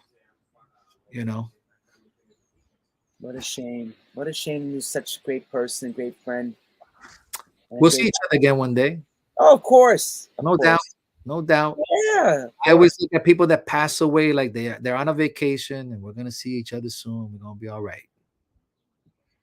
On that note, everyone, can we thank Mr. Robert Clivilles for such an amazing, in-depth interview? I'm speechless, bro. It's Man, incredible. sorry we didn't get to cover everything. I know we was. You covered a lot, a hell of a lot. It's enough. I'll cover the rest in the documentary. I'll get into the juice. Juicy juice. The super juice. I hope you all learned something from this. This is another edition of True House Stories with Robert Clivilles on a special Wednesday. And we can't thank you enough, Robbie, for coming on and, really giving it all of it and being so, so open, bro. What amazing. Yeah, and I want to make sure that all the stories that I said, they're all meant in celebration. I hope that anyone that I said anything or brought into the story, they know that it's just you're asking me something and I got to give you the facts. So no, that's what we want. We don't want no lies. What the hell good is that going to do for us? Hey, listen, I got no problem saying I was penniless, food stamps, cheese line. I lived it all, and that's how I teach my children. We gotta give them the real deal. We can't fantasize things. That's what keeps it humble, right? There was a lot of people that helped me out. I mentioned Timmy, Louis, Merlin, Bob. We didn't talk about. There's just so many people. So maybe next time. Until next time, children of the underground. Ta-ta for now. See you all next week, and we have special Mr. Jovan coming on. Thanks again, Robbie. All right, take care. Rob is amazing.